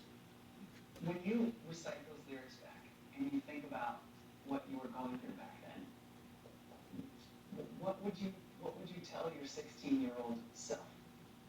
It was designed this way. What do you mean by that? This just sounds like a kid trying to understand. It sounds like a kid lost in his own emotions, a little overwhelmed, and looking for clarity just throughout everything. And I would tell that kid, this is all by design. Country, the crack, the projects, the geography, the, just all of it, all of it. So, okay, at some point, you rap into a microphone for the first time. Well, the ciphers led me to a gentleman named Maher. His name at the time was DJ Quest. And he was trying to be a DJ. So he just bought some DJ equipment. And I said, great. I rap. And I went to his house. And I just rapped everything. Did he invite you to his house? Because he heard you in a cipher. He heard about me. He heard about you. He never heard me in a cipher. He wasn't that privileged. You had to know my name in Jersey City in 1996. So he had beats and stuff. No instrumentals. Instrumentals. Not original productions. Songs that were out. Remember, he's trying to be a DJ. He's trying to blend in. Like, He's here you trying go. to write some records. Put an instrumental on. Wu-Tang shit, some Grave Digger shit, any instrumental, and I'm gonna rap to it. I'm making records with him for years. 95, 96, 97, 97 I left. I was away for a little bit. Where'd you go? I went to the New York Renaissance House Rehabilitation Time. I went in June 13th, 97, came out in 98 now. Older, a little more seasoned, and with 5 books of raps. Books. Books. I went to my Maher's house, laid it all. I was the illest rapper in the world at that point. And he met a guy named Dub B, who was a white boy in Bayonne, who was making beats on a computer. Somehow. That blew our minds and know it. And he was my new person now. And my god brother, Bryce, in 99, 2000, said, yo, man, I never knew you could rap like this. Why the hell are you not in New York? He said, just give me some music. And we gave him some music. He took the music to Queens, and that music landed in someone else's hands, and someone else's hands, and eventually into the hands of my first production company. Production company. Production. You didn't have a record deal yet. You No, just I didn't have a record deal. Did you sign a deal with the production company? You fucking bet I did. And what was After that I deal? saw some of the guys from the company on TV sitting next to DJ Clue at a Nick game, why would I not? They bought the equipment. They gave W and myself 10 grand a piece that was just supposed to stretch forever. We spent a lot of time flooding the streets. Freestyles, mixtapes, freestyles, mixtapes, freestyles. And the same thing that happened in Jersey City and the cyphers happened in New York. Got hot fast. How did you know you were hot? And you started to hear yourself in cars. In cars. In cars that would drive by. You would hear yourself. could hear your voice rapping in a car driving by. Yeah. The slot. That's dope. The position on the mixtapes got higher and higher. I think when I debuted on the mixtape, I was the last track, which is normally what they do when it's a failure or just some throwaway shit. In a matter of months, I was 1, 2, 3, or 4. You couldn't put a mixtape out. You couldn't put a mixtape out without me on. But the goal for me at the time was to get the clue. I wanted to get a clue tape. That was the goal. And so this is 2000. 2000. So you're I wanted 2 to record years, deal, and I wanted to be on a clue tape. and you're 2 years out, or a year and a half out of DJ Clue. rehabilitation. 2 years. 2 years. Did you start doing drugs again? No. So you're clean at this point. Mm-hmm. Did you stay clean? Mhm. Okay, so at that point you want a record deal, you're clean, you want to be on a clue tape. And what happened? Did you get those? Yeah. My production company had relationships. And I was the hottest thing in the street. I mean, made it pretty easy. Cleveland actually did start playing us on the mixtapes, and that played a huge part in securing the record deal. So I got a record deal, but not under Def Jam proper. They were starting this new subsidiary called Spit Records. The fuck is that? Hey, this ain't the Def Jam roster. Where's Ja Rule, Method Man, Jay-Z, DMX? Where are they? No, you're on Spit. I jumped at it. I made a song called Focus. I put it out on DJ Clue tape. It did great. It made top 8 and all this shit. And Def Jam had no idea I was even on the roster. They didn't know shit. They just knew this record was doing something. So you moved from Spit to Def Jam. So you Def made. Jam proper, yeah. Do you remember when the single started hitting?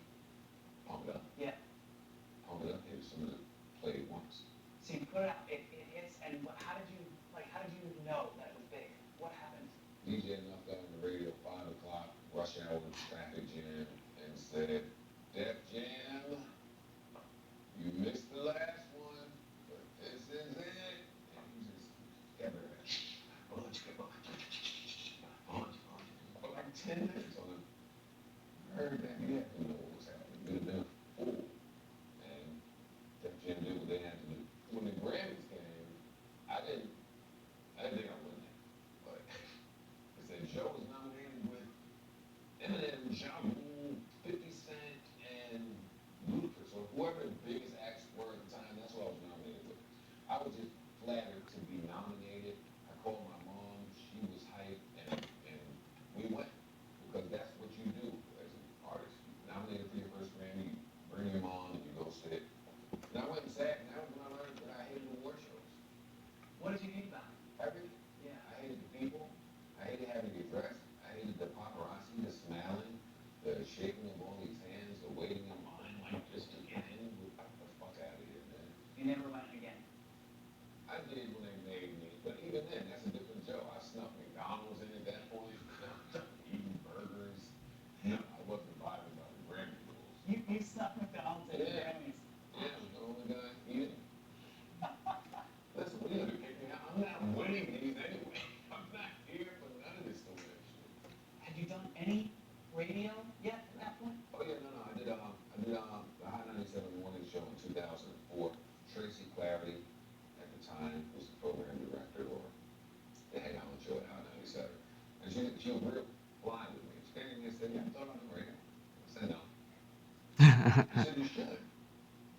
And I said, "All right, I'll think about it." She said, "No, think about it now. And Monday, come to work."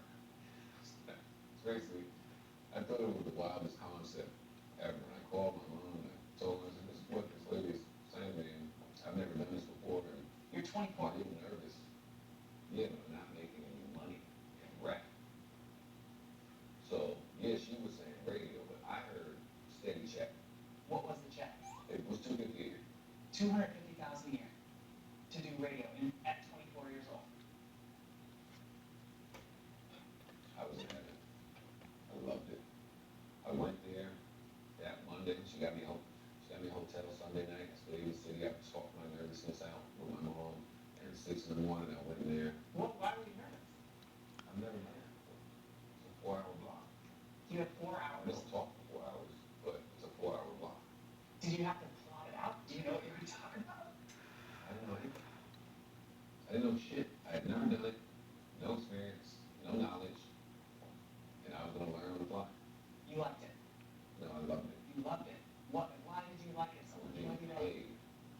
I was being paid finally. So you liked it for the money, or did you? Well, no, I enjoyed this, but, and I was being paid.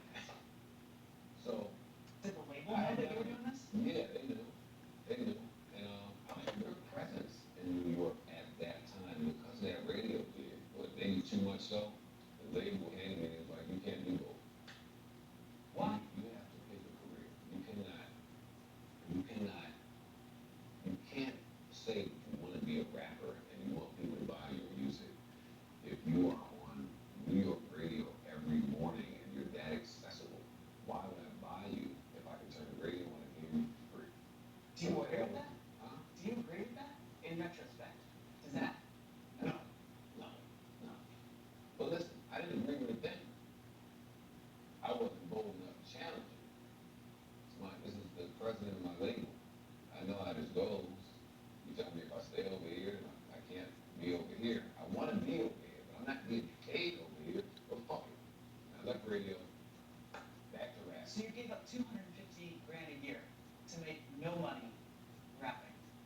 Yeah. And did they have an answer for that? How, like, what did they, when you said, hey, I need to get paid? I remember going to your opponent and saying, yo, man, this is great. Quick question. How do rappers make money? And he said a pub deal. I said, wait, that was my introduction to my pub deal. What is this? What are you talking about? What's publishing? Why do I have to go outside of this building to be paid? My production company went and got probably a decent pub deal. Not so decent when it's 50% of all pub for the next million projects. I wasn't amazed that I was making show money. Somebody's paying me to stand here and rap something that I wrote. Not only am I being paid, I'm gonna pay my hype man from the hood with me to travel and pay you to be a DJ. Wow! You did it. You did it. Good. And so when did you start to kind of realize that? What were the moments where you're like, oh, fuck? Well, they started pressuring me for a second album. I was nowhere near having a second album. I didn't start songs, like, by then I was out already. I'm doing shows, and I couldn't wrap my head around, well, how am I supposed to record an album if I'm out doing shows? Buddy, can't be two places at once.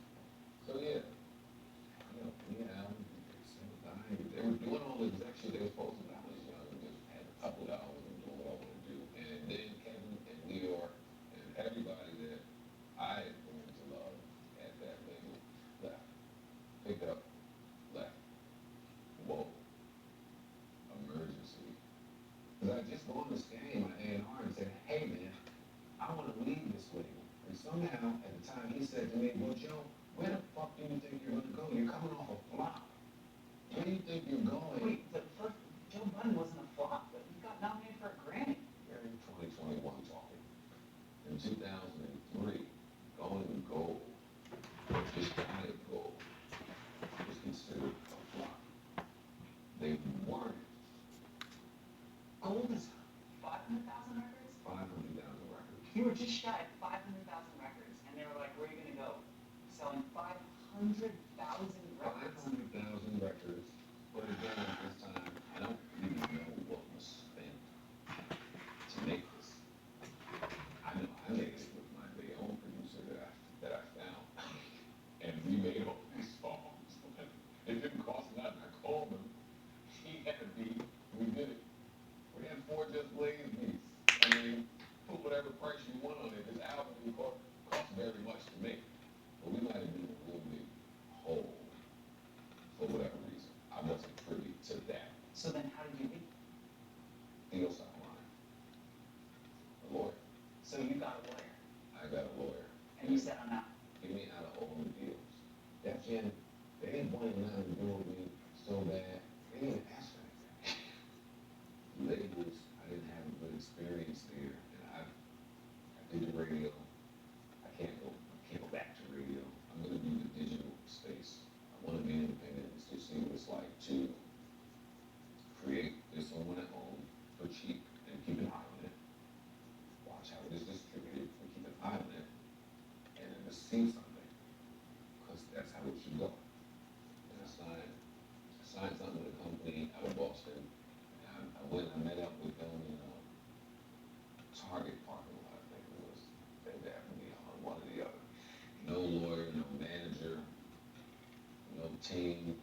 nothing. And they gave me a contract, and it was one sheet, and I read it. It wasn't but two paragraphs, very easy to understand. Hey, A 2-paragraph record.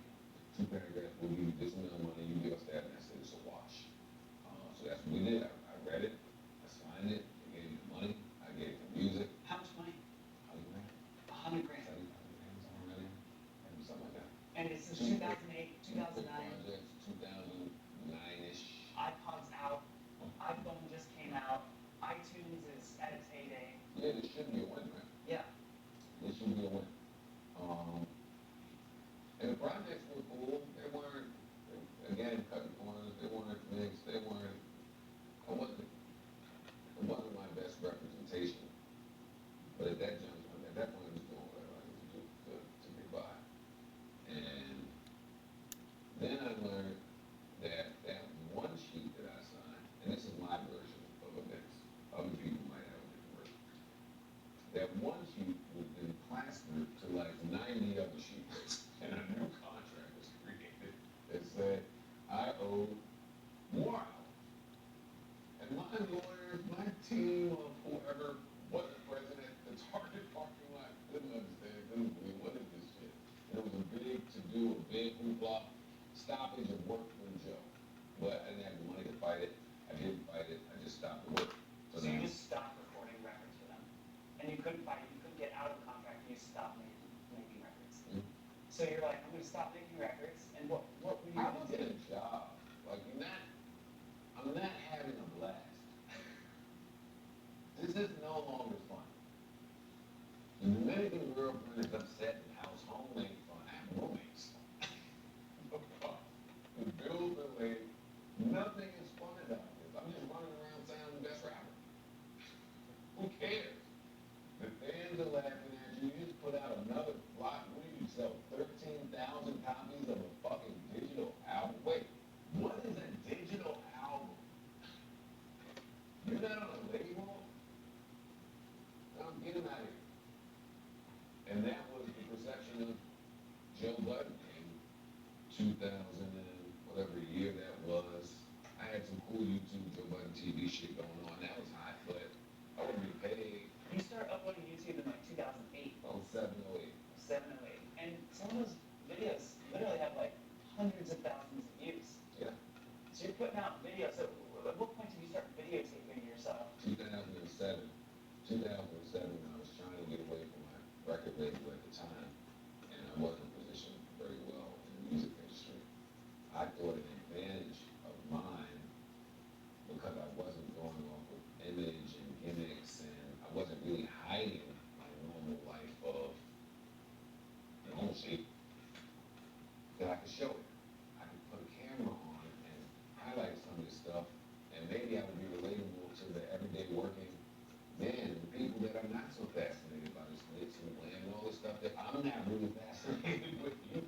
And for me, coming from not the greatest time in my music career, this was able to feed my creative juices and just sustain me a little while longer to think of the next idea. Which was what? I mean, that's what, we stopped the work, no more music for you guys. Yep, They 2011. recognized that, and they eventually sold that contract to E1. I met with E1, they changed maybe 3 things, 4 things, or they changed enough to get me back to working. So they offered to pay you for making more records.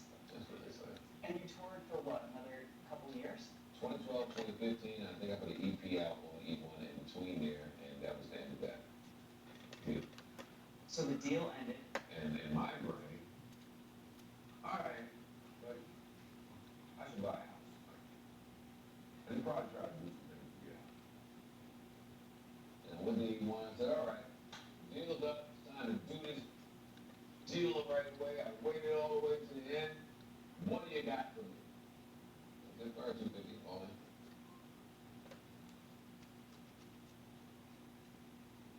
$250,000 Me, to do to all in, to record the album, to promote the album, to make videos. to make videos, to mix, to master, any travel, anything came from that 250. heard that number, I was like, wait, hold on. 16 years of rapping, my fucking blood, sweat, and tears out to get to the end of the road, and you tell me 250 all in. Is that my value? I'm not taking that. I'm Mm-hmm. saying I haven't made my best music here. Mm-hmm. It's creative, really put the onus on us.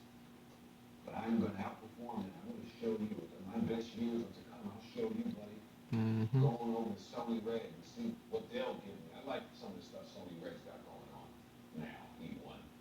Sony Red said we got about 250 all in. I said, all right, I'm gonna go to anywhere I went. They had 250 all in. They ran their little calculator machines, and that's what they came back with. And for me, it was such a sad state. It was such Mm-hmm. an awakening, such a fucking realization that an epiphany. It was like, it's now time to get a job. Like, what are we doing here? And we were in Detroit recording some slaughterhouse stuff. And at that time, I wanted to record anything.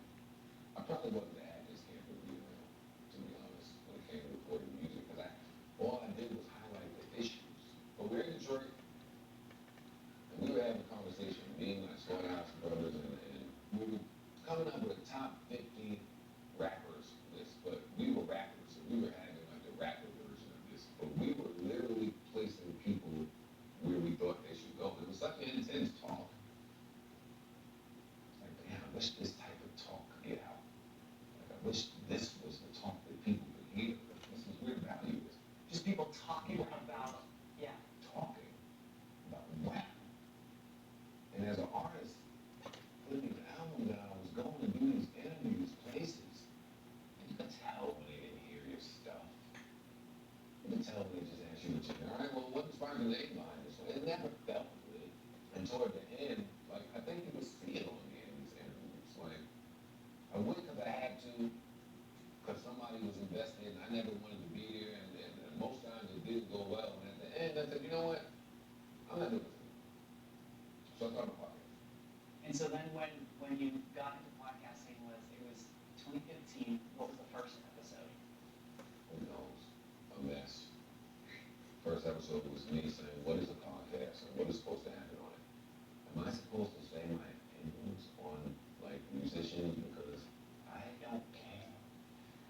Like, I don't care what you guys are doing. I don't care what you're making. I never want to talk about y'all. I hate y'all.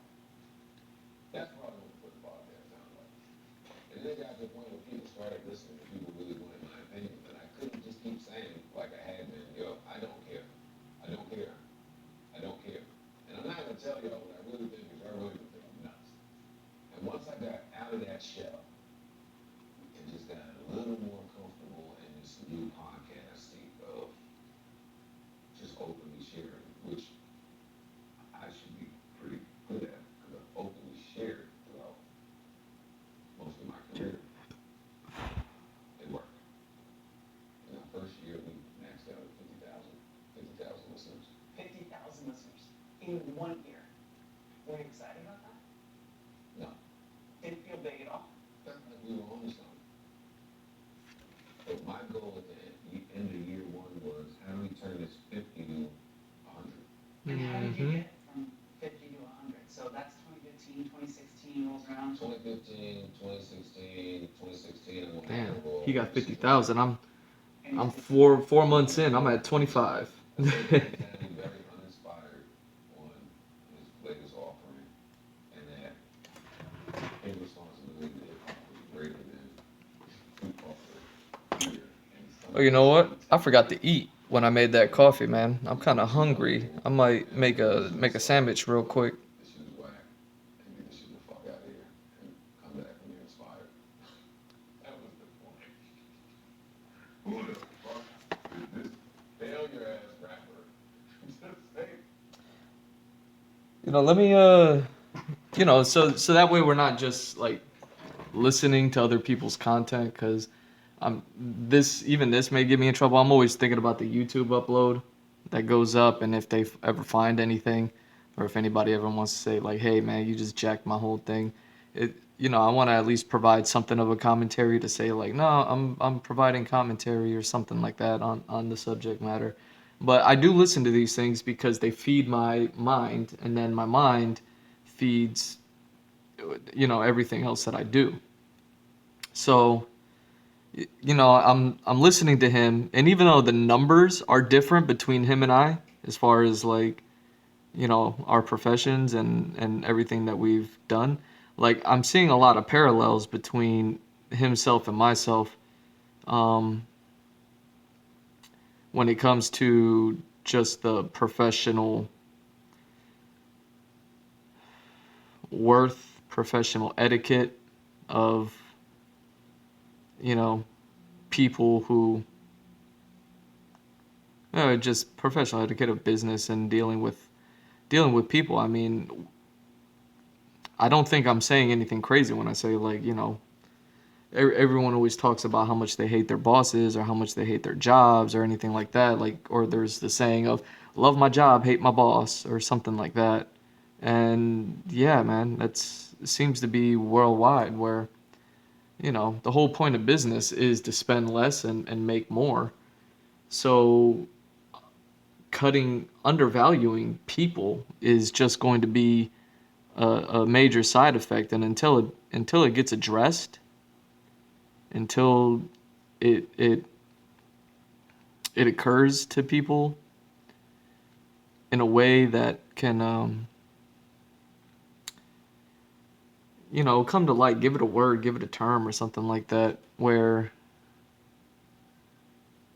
it's like, okay, you're not going to do that to me. You're doing that thing where you're undervaluing what I do, and you're hiding the numbers in order to uh, say whatever it is that you're saying that I'm worth. I know I'm worth more, and or even worse, if it's like, when businesses don't honor their end of the contract.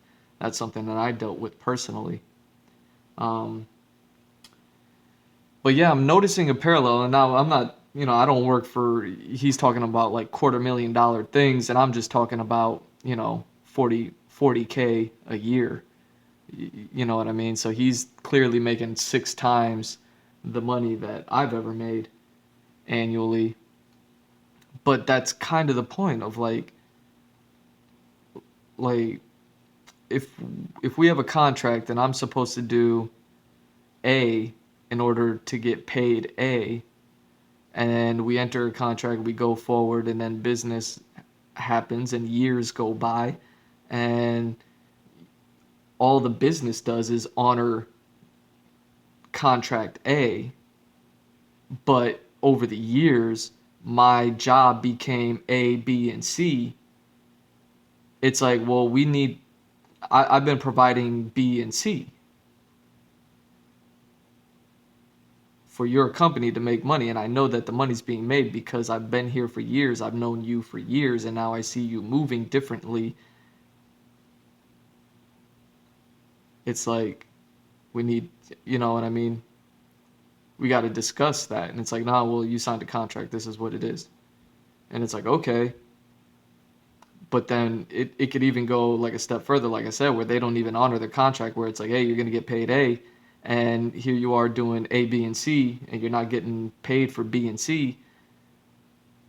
And then, you start to not even get paid for A.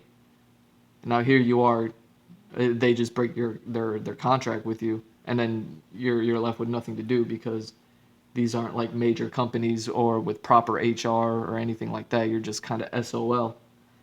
Like that's just business, man. The whole point of business is to spend less, make more. And it's only up to the business owners as to what they're going to do when they make more. Unfortunately for me, the business owners just decided to not even reinvest into the company, reinvest into their um, employees. They didn't choose to do anything. In my experience, all they want to do is go on vacation. Oh, hey, we made so much more this quarter. Look how much more we made this quarter than we have ever made before. What do we do? Give it to the employees? Ha ha ha. Nah. We're gonna go on a cruise. And then it's like they just blow the money. And they have every right to do something like that. And I could only imagine how much more crazy that notion gets when you're talking about $250,000 deals, and when a quarter mil isn't enough.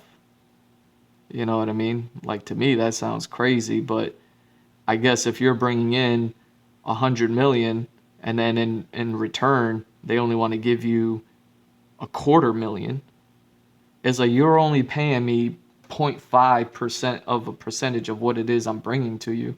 I'm not going to sit here and ask for a $500 million deal, but you could do more than 0.5% of what I bring you. Like, you can invest more in me and you can still be getting the lion's share of this deal, and you can still pay me just a little bit more. Like in my case, if I'm doing A, B, and C and only getting paid A, like, you could pay me for B and C. It's not going to cost you more than what you're earning off of me, more or more gains that you're seeing off of my work. But will they do it? Of course not. That's the whole thing of greed. It's like, nah, we're gonna go on vacation. We saw this spot in Tahiti that we really want to go to. We got a deal on tickets. Look at that. And then it's like, oh, okay. Like, what? You can't do anything about things like that. So I could see where Joe Budden's coming from when he's talking about, like, it's not for me, and that he's going to try and go out and do it himself. Now, he's, like I said, he's working with far bigger numbers. He's working with a lot more success than I am. But it's the same exact thing, just smaller numbers. And hence why I'm here doing what I'm doing now. Let me not lose this. Hence why I'm here doing what I'm doing now. I've busted my hump since I was a child. I'm not going to get into that, but I talked about it on the stream before, of the second I could get a job, I did get a job because I needed to. And I've had company after company, big and small, screw me over. It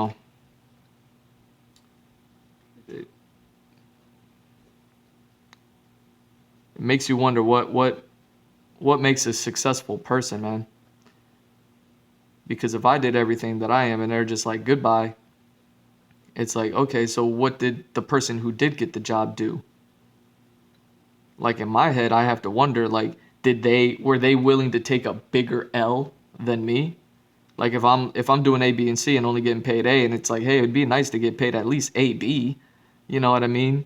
Like, fuck the C part. Like just pay me A, B. I'll still continue to do A, B, and C for you. Like, let me just see something. But if, like, somebody else comes through and is like, no, I'll do A, B, and C, and you could just pay me A, I'm cool with that. I can't work as well as that other guy, but I'll do it for cheaper. And then businesses, like, is that what makes, like, I don't want to believe that. I don't want to believe. But I've also seen it happen. Like, I've worked in textile industries where, we're printing on fabrics and things like that.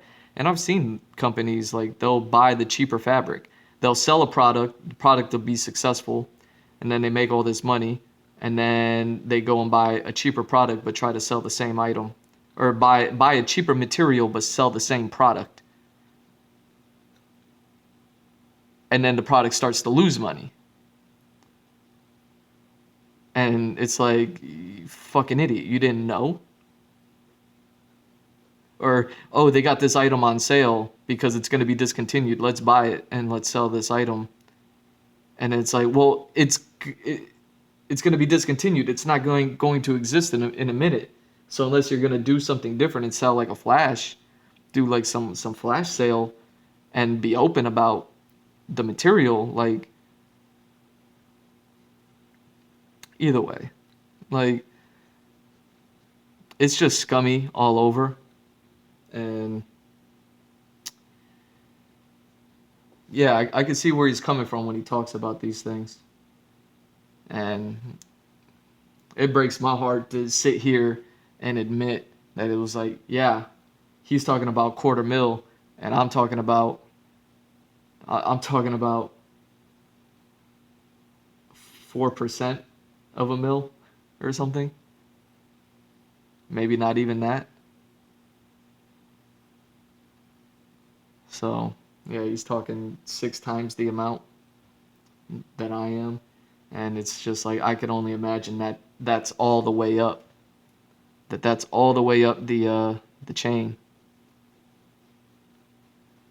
That all the way up the chain of command. Like, people getting paid $1 billion are like, I should be making $3 billion. So I don't know. I got to make a sandwich, but I'm also gonna just play this in the background. So, cause yeah, I'm hungry. It worked somehow, I guess. And it becomes like a thing, it's like getting big on socials. It was a thing, and I was still rapping, so I mean, I went back and forth. I never knew that we knew. You were still rapping? That was it. This is my last project. With what? Oh, yeah, okay. So, E1, E1 said 250 all in. No. Sony said 250 all in. Everybody said 250 all in. Yeah. No. I end up with Empire. Empire is a label that wasn't around before. Not really a label, but a new form of distribution where I'm going to give you the split 80, 20, 85, 15, whatever the split is. You pay everything, and when it's done, break money. Actually, I didn't want to go out like that last album on E1 was so depressing. It was so sad. It was a guy who had enough of all of it, and nobody seemed to care. When I say nobody, I mean like the band. Like the band was just out. That's kind of nice, man. Wow. You heard what he did with that? That way fucking dying. Like, I didn't want anything to do with music after that last album. And it was so sad and so depressing. And I love music too much. I would never have done my last one for music, ever. When Joe Budden is no longer here, you're not going to go to my last project and hear me that jaded. So, when the Empire, that was a new way of doing things. Because now, all the money comes off the top. Whatever you sell is coming off, and you'll get the rest 4 months later. And that was a new way of doing things. But I loved it because it was after 16 or 17 years, 16 years at this point, this is the closest that I've ever come to performance-based work out here. So that was awesome when that happened. And it was a much happier album. It was a very lyrical album. A lot of samples. It was a throwback, a feel-good album. I talked about love. I talked about my kid. And it ended with a song called Idols. And it was just a nod to all the people that just affected me in my art, that I looked up to and has inspired me in some type of way. I'm really proud of that one. Do you miss it? That's what? Rapping. Yes and no. No, because I can rap right now. I can rap in the shower. At any time Do you rap in the shower? Sometimes. Do you ever record it? No. Just on your own? I'll never record it. I'll never look for a pen. I'll never look for a notebook. I'll Why? never write it in my phone. I'll never do my voice. Yeah. Why?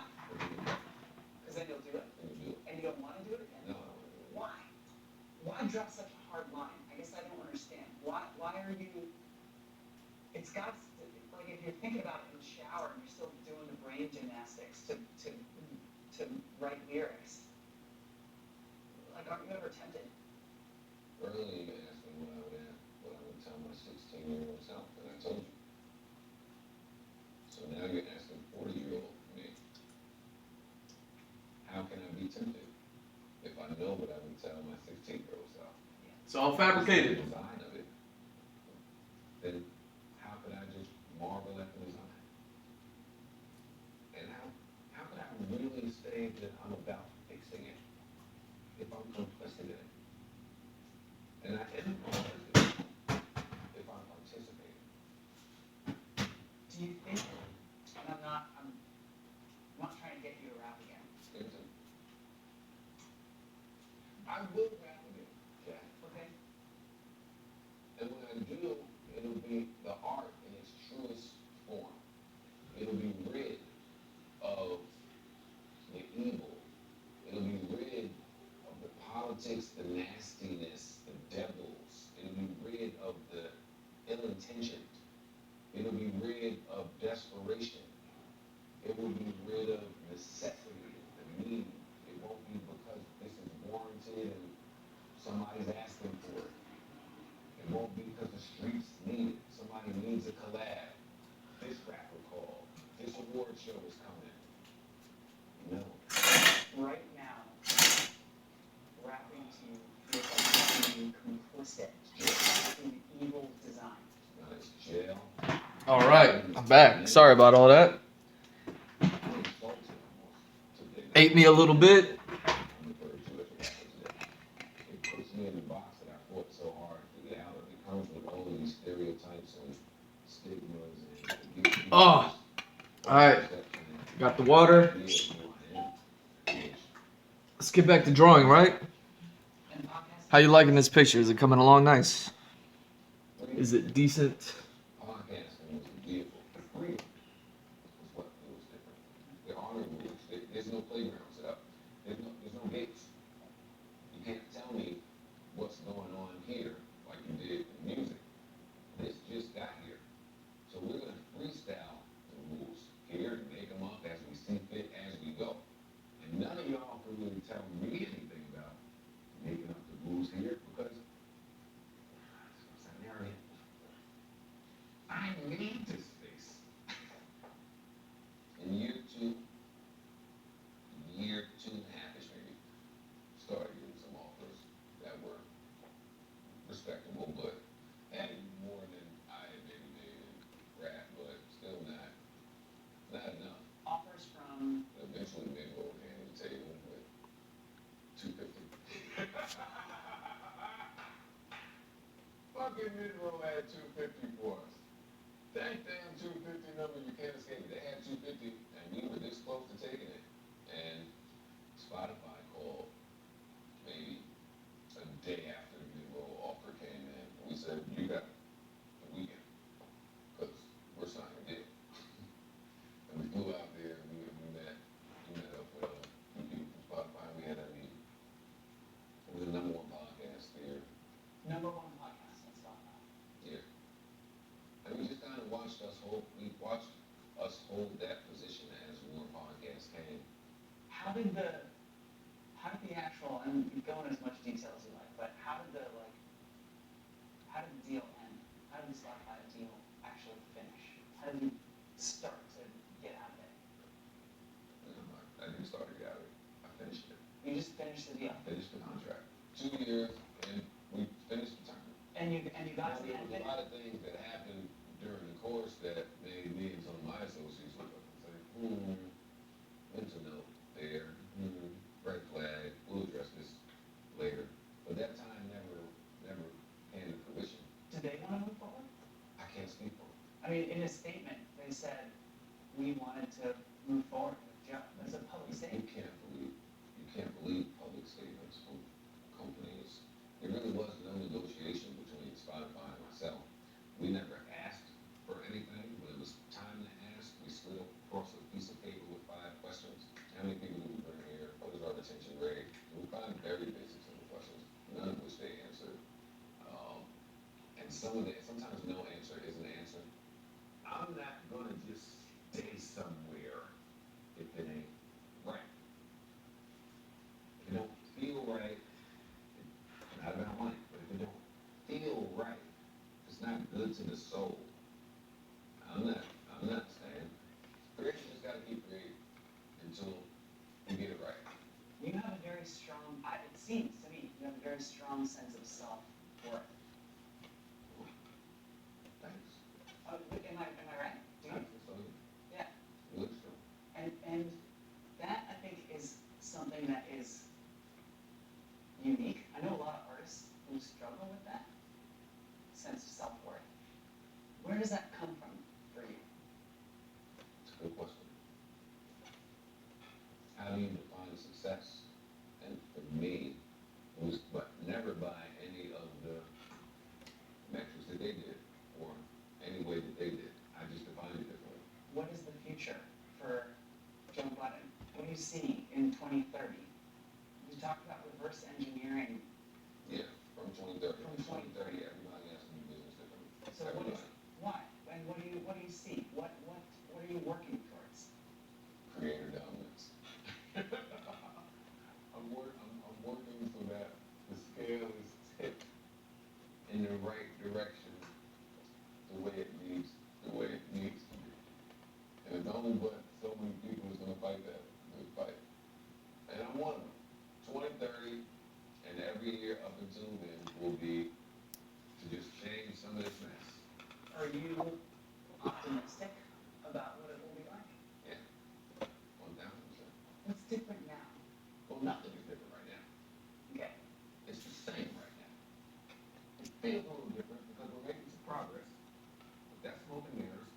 It's all the same infrastructure-wise. Well, you're here now, so that's awesome. But the change is in the marathon. It's in the passing of the baton. Pac said, I may not change the world, but I may inspire the mind that will. Mm-hmm. And this is a new variation of that. The messaging is different, and the messengers are different. Look at us. It's different now. I think creators are in droves starting to recognize their worth, starting to recognize their value, and aren't going to put up with this stuff. And they're going to do what you did, and they're watching you, and they're going to imitate you, and they're going to. There is a way around all of it. And right now, the machines are winning. Can I be made up?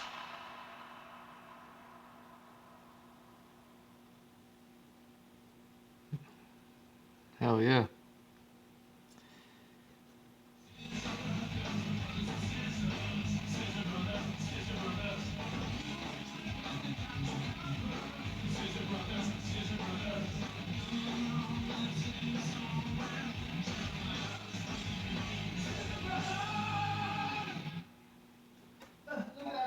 My veins are popping out of my face. I look messed up. Welcome back to another episode of the Stevie Weeby Show.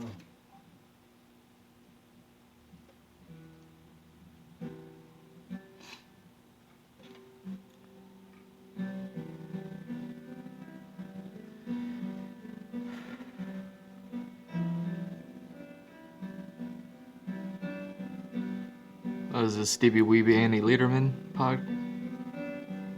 Alright.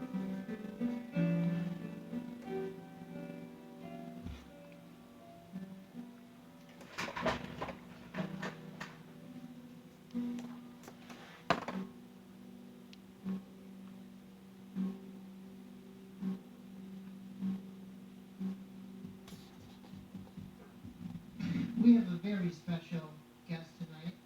Please welcome for the first time on the podcast, comedian Annie Letterman. Thank you. I like that one clap. Thanks for coming. Thanks for having me into your home. It's very cozy. I like it. Do you really like it? I really what do. What stands out? The stickers? I like the stickers. I like the smell. You're burning some. Yeah. Palo Palo Santo. Yeah. I burn that too, but I don't know what it's called. I always call it San Pedro, but that's like masculine, I think.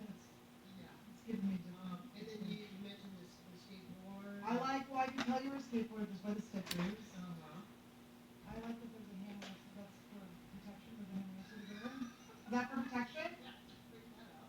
Okay. No, that's good. You want So you people want should to know. the hammer? What if people found out like where you live? They should know that they're gonna Well, get fucked first up. off, you do have a camera outside. I have a knife. I do have Are you, do you have fear of it? Have you ever broken into them? Well, lately, because of I don't know if it's because of the pandemic, but we have caught like sketchy like activity back here. Like one time, this dude like came back here, and he had a sharp object. He looked like a meth head. Yeah. Another time, Dude, this is the pandemic of meth. Like, this is like the most methy shit I've ever seen. they come out, the things come out.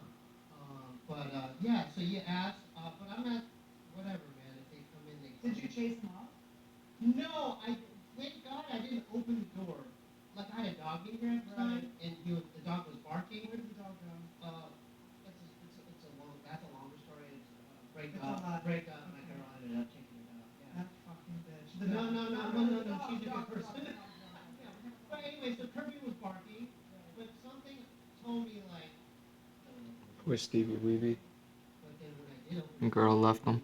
this fucking guy. I came and cleaned your house. No, but he had like certain meth behaviors, like it's like unorthodox. Like he like placed stuff on those stairs. And Yeah, like, yeah. A whole like There's always a plan. garage sale set up. Yeah, Like I had yeah. shoes on the side, and he had all these. He's gonna try to sell you. I don't know, but he had his own arrangement of stuff. Yeah. So you mentioned before you came over here, you're doing some yoga. I did a meditation. I texted you. I said, "Is it cool if I'm late? It's cool if I have to be on time. But if I can be late, I would prefer to do. I wanted to do this. It's not a meditation. It's a. What do you call it? It's like a hypnosis. And is it on It's- YouTube or like? No. It's through this guy whose podcast I listen to named Jim Ford. Shout out to Jim Portland. I love Jim Ford. Okay. He's the man. Yeah, he's the man. But it's like a money manifestation, abundance hypnosis. It's cool. And then, Cause do you ever do like manifestation where you imagine yourself in nice things? yeah. Ever since The Secret, I know it might be bullshit, but it is good to think positively Yeah. about shit. Is that what you talk? That's what I'm talking about. But when I try to do it, I realize I can't imagine having nice things. Like I'll be in my like meditation, right? It's my wildest dreams, and it'll be like a scene from fucking Inception, you know, where things like start getting destroyed. And I'll give myself like a nice house for like 10 seconds, and it'll like go up in flame. I'm like, even in my fucking dreams, I can't have nice things. So then I realized, like, I think I need to hypnotize myself because that's something deep, right? Right. So then I found this hypnosis and it's pretty dope. It's pretty dope. So how long you been doing it? Like 2 weeks. But I listen to it like when I go to bed, when I wake up, and I fall asleep every time I actually. So it's like ASMR. It's like Maybe, yeah. And then I fall asleep and then I wake up and I'll be like, it's so light and happy. So Yeah. I can, So let's get some backstory. You are doing a podcast with my brother's girlfriend, Kalila, and shout out to Esther for this. yes, and our little munchkin. Yeah. Baby And boy. so I mean that's a huge thing you're doing. It's so yeah. How'd you it's come up? fun. Who came up with the idea? So Esther and I have been friends since since I moved here in 2012, and we wanted to do a podcast back then. And it just never happened. Like we started, we get in fights, we stopped talking for 3 years. Are you guys do you have like a how's your relation, like sisters? Yeah, brothers, like brothers. Yeah. Like brothers. Okay. But yeah, no, we love each other. Always fighting. Right, but so that is where the name Bloodbath came from. But so we always wanted to do a podcast together, and then and it never happened. Things fell apart. We broke up for 3 years, came back strong. Kind of like we're friends that didn't like hang out that much. Then the pandemic hit, and it was like FaceTime all day, talking all the time. Yeah. And then we're just like, let's start. So we start doing each other podcasts. We would do things like each other's Patreons, and then. Oh, you got Patreon? Mhm. Oh, that's what's up. Okay. Patreon.com/AnyLove and hit it up. Become a patron today. Today. G Mr. Drew on Patreon. You got your tiers Hit me also? up. I do. I have my $5 tier. That's early access to the podcast Yeah. and extra Q&A. Okay. And then $20 tier, I do like a Zoom once or twice a month where I hang out with Hell everybody. yeah. Hell yeah. A lot of access. Maybe too much access. That's I might what's say, up. but Yeah, for no. $20 is really. You gotta do it. You gotta do it, especially You nowadays. have to raise the price, but the thing is, if you raise the price of the hang, that's fucking weird. Like if you Right. like, do you know what I Maybe mean? like from $50 tier. No, but like, what if it was like, I was like, all right, if you want to hang out with me on this thing, you gotta pay $1,000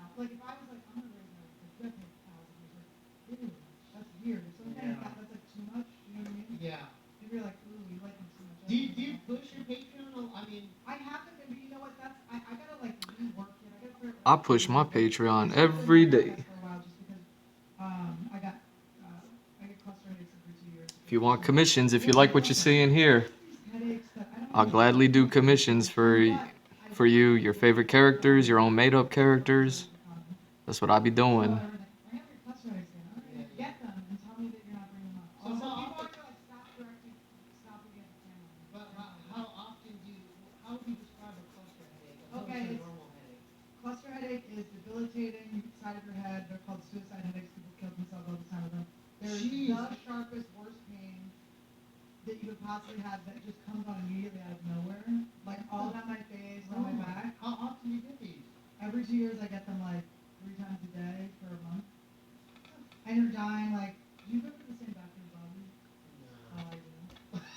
Oh, I like that set me up. Okay. Lila's my, she's my scribe, she's my, unfortunately my therapist. I feel bad for my friend, I just think it's such an murder. No, you're good. I mean, I've never heard of that term cluster headache, so it's fascinating. Yeah. So it's like a stroke. It hits one It's- side of yeah, your body. It's like a, it's really bad, but What's the solution? How do you get rid of them? you really can't. So there's No, like some ibuprofen? say mushrooms. You gotta do Well, mushrooms. yeah, but that worked for me the last 2 years ago, but then this year I took meds first because I finally had health insurance. Get these. No. That was not a regular itch. That was like a back. That was my That could have been a hind foot was doing that itch. That was a That was my fucking cluster itch. headache. I'm Oh my sorry. god. That was just a tip. I'm like, listen, I'm from the What- Esther. what- I wouldn't be weirded out if you had twins. You were like, when a dog uses their back foot, it was that. Yeah. It looks like I pet you. I'm sorry. No, don't. Okay. Oh, wait, hold on. I'm in your home. Okay. Wait, is that a Weebly plant? No, it looks. That's a Weebly plant, bro. It is? And I know, you're know sober, what, right? Yeah, I'm sober, and it's the first time someone's actually That's a observing fucking that plant. lamp. Hold on a second, guys.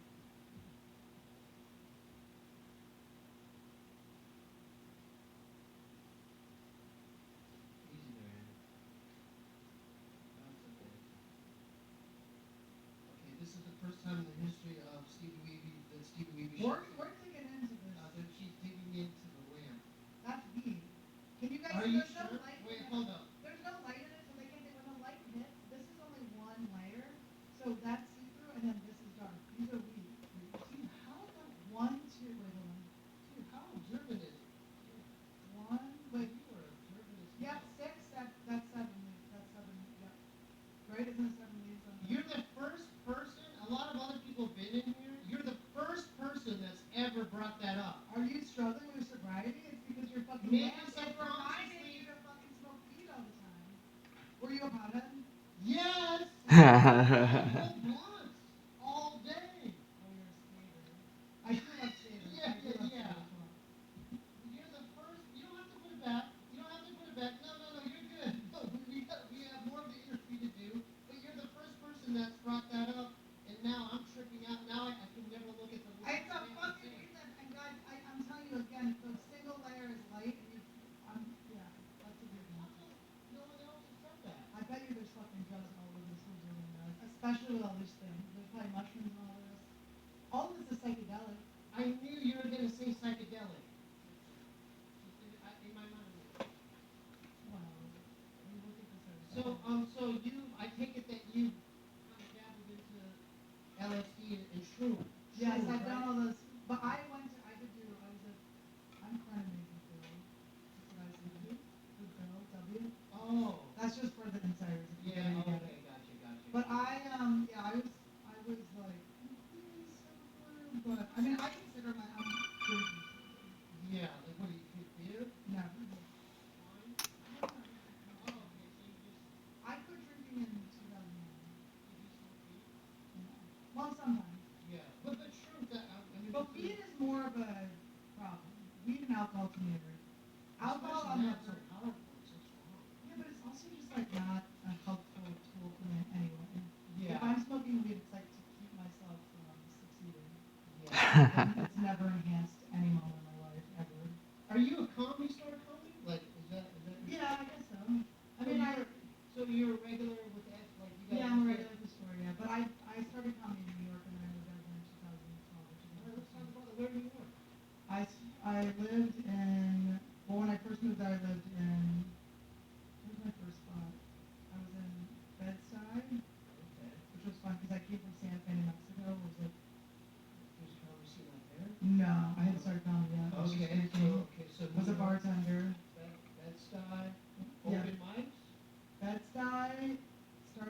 yeah, when I was in Bed-Stuy, then I moved to Greenpoint, then I lived in Bushwick and Williamsburg. Okay, and then what made you decide to move to LA? I started doing Chelsea Lately. That's how I met your brother and got in the fight with him. I didn't know we were in. He was like, well, we were enemies for 2 years. I'm like, oh, you were always my friend. Thank you. Cool. So what was that like? I mean, that was a huge show, Chelsea. Well, it was cool. Chelsea Speaking of Handler. manifesting, Go okay, ahead. when I was Manifesting? living, wait, listen, when I was living in Bushwick, or no, in Bed-Stuy, when I first moved to Santa Fe so I was living in New Mexico, I was a fucking drunk, chubby bartender. I was drinking Jaeger jizz left and right. Okay? I was going nuts. I was wild. Like, what was that? You were so damn observant. Okay. What? No. Okay, so this is when I'm trying to quit. And this is the substitute for it. It's actually pretty delicious. And you just put it in your side. Are you gonna try one? Tara was terrible offense. She dissected my lamp. I can't believe you're doing. It's 4 milligrams of yeah, it's gonna be. You go clear. I mean, I'll grab it. All right, let me pause this for now. And yeah, that's gonna be it for this one. Cause what did I streamed about almost 2 hours. Like it was like an hour 45 on the last stream that I accidentally cut off. I apologize for that. And then I started this one like 5 seconds later. So yeah, everything together. What are we looking at? Like 4 hours and 15 minutes essentially worth of streaming for now.